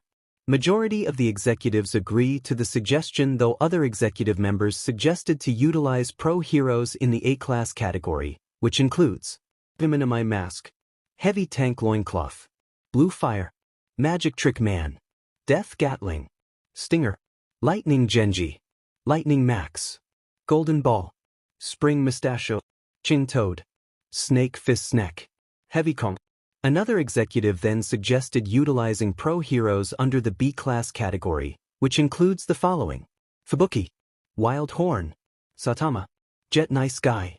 The executives began to debate as they have preferences on which category of heroes to be used, as they are worried that pro-heroes of other industries might overshadow Heroes Association should other heroes, such as Endeavor and Hawks, catch Stain, and if that happens it may make Heroes Association look bad, which the executives agree on the topic. We need to step up our activities to increase our reputation. Yes, we can't let other pro-heroes hog the spotlight. Indeed, if we manage to take down this Stain, we would look more favorable to the public. Not only that, our financial backers would be impressed if we managed to take down the hero killer, and this would entice more businessmen to back our organization financially. Then we must pool our resources and pitch ideas. Which pro-hero are we going to send in hunting down Stain? Right? I'm listening. Meanwhile, the scene shifts at the bank, where Bakugo noticed that some of the robbers are aiming their weapons on the bank customers, and tells Kirishima and Tetsu to get going and distract the robbers while he will sneak closer to the rest of the robbers and destroy their weapons, which Kirishima asked if he is sure, worried that he might get shot. But Bakugo told his classmate not to worry, and tells him and Tetsu to use their quirks to deflect the bullets, and the trio UA students nodded in agreement. Just shut up and do it. You sure? Really, Bakugo? I'm serious. Block their ammo and I'll deal with the rest. Okay. You got it. Good. Be careful. And stay safe. The three UA students went into action as Kirishima and Tetsu activated their quirks, hardening and steel respectively, and the robbers were taken aback at seeing this, and realized that the two are students from UA High, and the leader of the robbers told his men to open fire at the two, urging them to disregard the fact that they are kids and treat them as disposable hostages. Shoot them down. Kill them. They're just disposable brats. Right? You got it. Waste these motherfuckers. Make them bleed on their diapers. Murder them. Die. The robbers opened fire and the explosive bullets struck the two teens, their quirks somewhat deflected the bullets, yet the impact caused Kirishima to stagger back, which prompted Tetsu to take the brunt and manage to hold the bullets back, and this prompted Darkshine to provide assistance, using his body to deflect the bullets. The two UA students were amazed at seeing Darkshine's body withstanding the bullets as if he is made of armor, specifically bronze. Ease up, kids. Leave it to me. Whoa. His body held off the bullets. This is something only a pro hero can do. You can't? We can, sir. We got our provisional hero license. So? Really? Yeah. Let's work together, sir. Nodding, Darkshine and Tetsu began to work together as they used their bodies to deflect the bullets, which allowed Kirishima to get closer and began to knock down some of the robbers while Bakugo got close and used his explosion quirk to cause the weapons to explode, disarming the robbers, and this caused the others to buck under pressure. But the leader urged his cohorts to stand their ground as he grabbed a pregnant woman and aimed his rifle inside the woman's mouth, threatening to shoot her to death if the heroes do not stand down, which Bakugo sneered at the bluff and said he won't be fooled, but Kirishima urged his classmate to calm down and tells him not to act recklessly as the pregnant woman's baby and life are at stake. Ease up, Bakugo. We can't risk getting the pregnant woman getting hurt. Damn it. We need a plan. Got any idea, Kirishima? We can't move like this. Things became tense as the robbers gained the upper hand as the leader of the robbers have a good hold on the hostage, which forced the three UA students and Darkshine to stand still, and he ordered his men to shoot the three heroes to death as a display on who is in charge and to show everyone what happens if anyone dare defy him. The henchmen roared in approval as they prepare their weapons to shoot down the three teenagers to death and then shoot down Darkshine. Shoot them down? Yes, boss. Got it. Let's ace these motherfuckers. Show them their places. Ha. Bye-bye, heroes. See you on the other side. As Bakugo, Kirishima and Tetsu gritted their teeth as they couldn't do anything, an unexpected situation took place as someone barges in and catches the robber's attention, which turned out to be Genos, as he happened to be passing by, and after hearing of the situation he uses his cybernetic eyes and got the gist, and this prompted him to charge inside the bank. There he uses his weapons to disable the robbers' weapons, and this allowed Darkshine and the three UA students to charge and take down the robbers, and soon the police came in and captured them, and moments later both Darkshine and Genos are given praise, whilst Bakugo is displeased that he, Kirishima and Tetsu are being overlooked and overshadowed. Kirishima tried to cheer his classmate up and assured that one day their talents and heroics will be recognized by the public, which Tetsu agreed, though Bakugo is still displeased with what just happened. Cheer up, Bakugo. Yeah. We saved the day. And still we weren't recognized for stopping the bank robbers? We'll get the praise we deserve. Yeah, just be patient. Come on. Be happy. Meanwhile, Darkshine thanked Genos for the assist, which the cyborg said it is nothing, and applauded Darkshine for managing to hold off the robbers. Darkshine then admitted that he got assistance from teenagers who are students at a hero school, which somewhat piqued Genos' curiosity. Students as heroes? If that's what they say. I heard of it. There are several schools that teaches students to become future pro heroes. Me too. Well, there are a lot of them, Shiketsu. I'll do a research on it. Whatever. We better go. Fine.